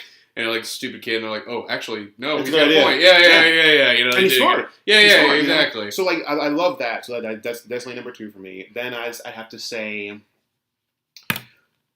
after that is Spider-Man 2. Spider-Man 2, okay. Love Spider-Man 2. That's definitely good. Then after that, now we get into the iffy ones. Yeah. Now I'll say Spider-Man. Amazing Spider-Man 2. I know you love that movie. You talked to me. I don't love it. I don't love it, but I do respect what they did because I'll leave that there. I'll come back to that one. Okay. Then I'll go Spider-Man 3, then Amazing Spider-Man 1. Amazing Spider-Man 1's the last one. Okay. Or Spider-Man 3, second from the last because too many people, too much. I do too much. etc., etc. There's just too much. There's just too much. Yeah, and exactly. Topher Grace's Venom. I don't care how you slice that. That was garbage. I honestly don't. I think he gets shit on a little bit too much. Oh, but I like Topher Grace. Yeah. I like him as an actor. Like I just saw he was in Black Klansman, and he was great in that. I have not seen that. I've heard he's great in that, and I saw a movie on Netflix a while back, or like a week or two ago, called Delirium, I think, where he's crazy and he's locked in this house, and you're not sure in the movie if he's crazy or the house is actually haunted. And it's a really good movie, and he was great in it. So this isn't me shitting on him as an actor. He's great. But him as Eddie Brock and Venom, you didn't like it? I didn't like it. I felt like he was okay as Eddie. Like maybe not as Venom, but like I kind of liked how this like sneaky Eddie he was. He was like a little. He was like a little. He would have. I would have liked him more as like a Carnage type person. Yeah, he's more squirrely and like kind of Venom's Eddie's supposed to be like this big burly like kind of one track mind like. See, aside from the Marvel vs. Capcom games, for some reason I never thought of Eddie as big. I always thought Venom is big. Oh, Eddie's big. Eddie's a big guy. He's not like massive, but he's a bigger guy, and he's a fool to Peter because he's more like he's more one. He's like, this is my goal. I'm going to do this. That's like his thing. He's not really a schemer. Not really. Like that's why Venom. Like when Venom comes in, Venom's kind of like that. Venom's like the devil in his ear. Yeah. So it doesn't work if he's already a schemer. Then he gets a devil in his ear. Tell him it's because he already had that. Right. Like it doesn't really. Like, it makes more sense to be like I am tap into another part of his personality. Like I am a one track mind person trying to do this. Then you have, by the way, I'm Venom. We should do this. Like, okay, cool. Like that works. Yeah. You know. So they didn't really establish that well. Sandman, amazing. But I mean, Sandman was probably the best part about that whole movie. Amazing. He was great. But going back to my last thing is to justify Amazing Spider-Man 2. The Amazing Spider-Man 2 that I love so much is, like you said, he himself as Spider-Man was great. That was probably the best Spider-Man I've seen in terms of him just being Spider-Man. Just seeing a Spider-Man on screen, seeing him swing around and do quips. That was great. Very good. It was the best I've seen him look, and him like just acting as Spider-Man. He was great. I will say that it did a good job of trying to translate the old trope of being the nerdy kid well to this time, because Spider-Man, like the whole high school experience for Spider-Man is kind of dated. Like if you're the smart kid in school nowadays, you're not the nerd anymore. No, and that's you're the cool kid. That's what I was kind of thinking when they did that. Is like they were kind of trying to bridge that gap. Exactly. I think they bridged it a little too hard, in my opinion. Because nowadays, when you go to like colleges and stuff, like I see people going. When I'm on campus, there are plenty of kids with like skateboard in the class, and they're not the cool kid. They're just the kid that's smart. And and so I'm just like, like back in the day, people would. If you saw somebody who's smart, he's the nerd. You label as a nerd. You make fun of him, you bully him. But now, like bullying, of course, still happens. But bullying happens for way different reasons. The lines are a lot more blurred when it comes to nerds. Now, it's cool to be a nerd. It's cool to be smart. It's cool, like because people want to, sit next to you in class. They want to, they want you to bounce ideas off. And just generally, like just the way the society's gone. Like it's cool to know a lot of stuff because you're on Wikipedia or like whatever. Like and I think that was video games. Like all that stuff is implemented. I think that was a good mirror of what society has become. Because back in the 80s and stuff, in the 70s, like, if you're a nerd, you're a nerd. No one cares. Right. You'll get your due when you grow up and become some tycoon and has a business. Right. Like, when you're in high school, you're shit. Like, And the thing I will say that the last thing that they really nailed in this movie that now people don't, like, almost no one gives them credit for is when you have a kid, I don't care how infallible that kid is. Same problem I have with Superman, right? Superman, he's an alien. He grew up in the Kent farm. But the whole thing is the Kent farm, you realize not once did he ever be like, I'm going to act out. I'm mad. That person doesn't have an arm anymore. That's what would happen. Yeah. But for some reason, he's just super nice, never acts out. He's the perfect. I'm like, no. You were raised by humans. It's human to act out. That's what humans do. Like, humans aren't right all the time. Yeah. And with Spider-Man, it's like, okay, like he's Peter Parker, Uncle Ben dies. Then he's like, okay, Uncle Ben died, this sucks. I'm gonna be Spider-Man. I'm gonna make this never happen again. I'm gonna be this thing that helps people, and so no one has to deal with what I dealt with Uncle Ben, right? And he lives it up pretty well. And the first few times he tackles with some of his rogues, he's a dick. Like he's super cocky because he's like, yeah, Uncle Ben died, but that was before I was Spider-Man. Now I'm Spider-Man. No one's gonna die now. Yeah. I got all this down. And he was so sure of himself and so arrogant, and he was just up to like an 11. And then when Gwen Stacy died, it was like, yeah, like this is what happens when you're not grounded, and it just humbled him. And after that, he was like, I can't be the super, like, everything's going to be fine, like, I'm not going to worry about anything. Like, that event grounded Spider-Man to make him be the responsible, friendly neighborhood Spider-Man, like, be the nice, like, super responsible guy that we know and love. Because before, when he first started out, he was a dick because he's a teenager with powers. Yeah, I can see where you're coming from. Like, if you give a teenager powers, he's going to be a dick. Like, he's not going to... If you give him infinite, like, not infinite, but compared to people that he's hanging around with, he's not going to take any shit from some dude at school. He's going to beat his ass. Yeah. Like, so, like, that event helped keep Peter be the, like, even at Homecoming, like, I love Homecoming, but, like, it's kind of like, I was kind of like, okay, so you have these powers. He's a little too nice at times. I'm like, you're not doing anything. Like, that's the only thing I'd say about Tom Holland. There's some times where he's a little too, like, stuttery, I'm such a nice guy. It's if I was Spider-Man and then Flash Thompson was giving me shit, I would have beat his ass. I would have thrown him ass. Especially if I was in high school. Yeah, I would have thrown him ass. I would have liberated to do that gone into a dark alleyway and beat his ass. He wouldn't know what happened. So, like, that event did such a good job of, to, like, ground Spider-Man and make him be like, okay, this is why responsibility matters. This is how a human would probably react in this situation. His uncle got killed, and he's got powers. He's gonna fuck some people up. Exactly, and they showed that in Amazing Spider-Man 1 and 2 really, really well. Like, he was like, I'm just doing whatever. Like, yeah, I'm gonna take my mask off while I'm swinging down to this rooftop to meet Gwen. Who cares? Whoever sees I'm Spider-Man. Like, and then she died. So I'm like, yeah, like, that's why this is important. And they did such a job of showing that and showing, like, this was his transition into being the responsible Spider-Man we know. And I feel like, granted, I'm happy that Marvel took over, but if they did do a third one, it would have been more of that molding him into being like, this is why I need to be responsible. This is why I need to keep my shit in order, because if I don't, people die. People will die. Like that, like, and again, it's different from him dying, because, like, there are so many heroes who are like, oh yeah, I didn't have powers, somebody died that I loved, now I have powers, now everything's fine. And they never address okay, what if you have powers and you have these new whatever, but people still die? Yeah. You know, so it doesn't, your powers don't automatically fix everything. They address that very well in Spider-Verse. Exactly. When his uncle dies, and everybody comes up to him and talks to him about the person they lost. And that you can't save everybody all the time, because that movie's fucking godlike. Exactly. And that's the thing. That's the thing. Like, that's one of the reasons why I wish that that people would give it more credit. Granted, it's still, like, I don't think it's a great movie. Yeah. But they hit on that one thing very well. I feel I talked to you a little bit about it, and from what I saw, I thought the movie was pretty bad. Mm-hmm. But from your explanation, I can see where you're coming from. Yeah. You know, that does make sense. Other than that, but our tops are pretty much the same. Like, Spider-Verse, way up there. They're like. But I'm surprised to hear you put Rami's first one so high. That's awesome. Because it started everything. Yeah, dude. It's so special. But shit, man. That's a lot of Spider talk. I have to pee. So I don't know how I'm going to put this up or whatever we're going to do. I'll probably just post it up on my channel. But was this probably 2 hours worth of fucking talking? Yeah, roughly 2 hours. Hell yeah. Well, hey, man, it was fun talking to you. Yes, most certainly. We might be doing this again in the future for other nerd-esque topics, even though I hate that word. But I mean, hey, it's a word, so. Yeah. Well, yeah, thanks for watching, you guys. I mean, I'll bring this guy back around hopefully sometimes, or he'll bring me back around. We'll talk some more shit, and go see fucking Spider-Verse. Immediately. Last thing, Penny Parker should have got more screen time. She should have. Made me sad that her robot died so quick. Yeah. They kind of milked that moment. Bye, guys. See ya.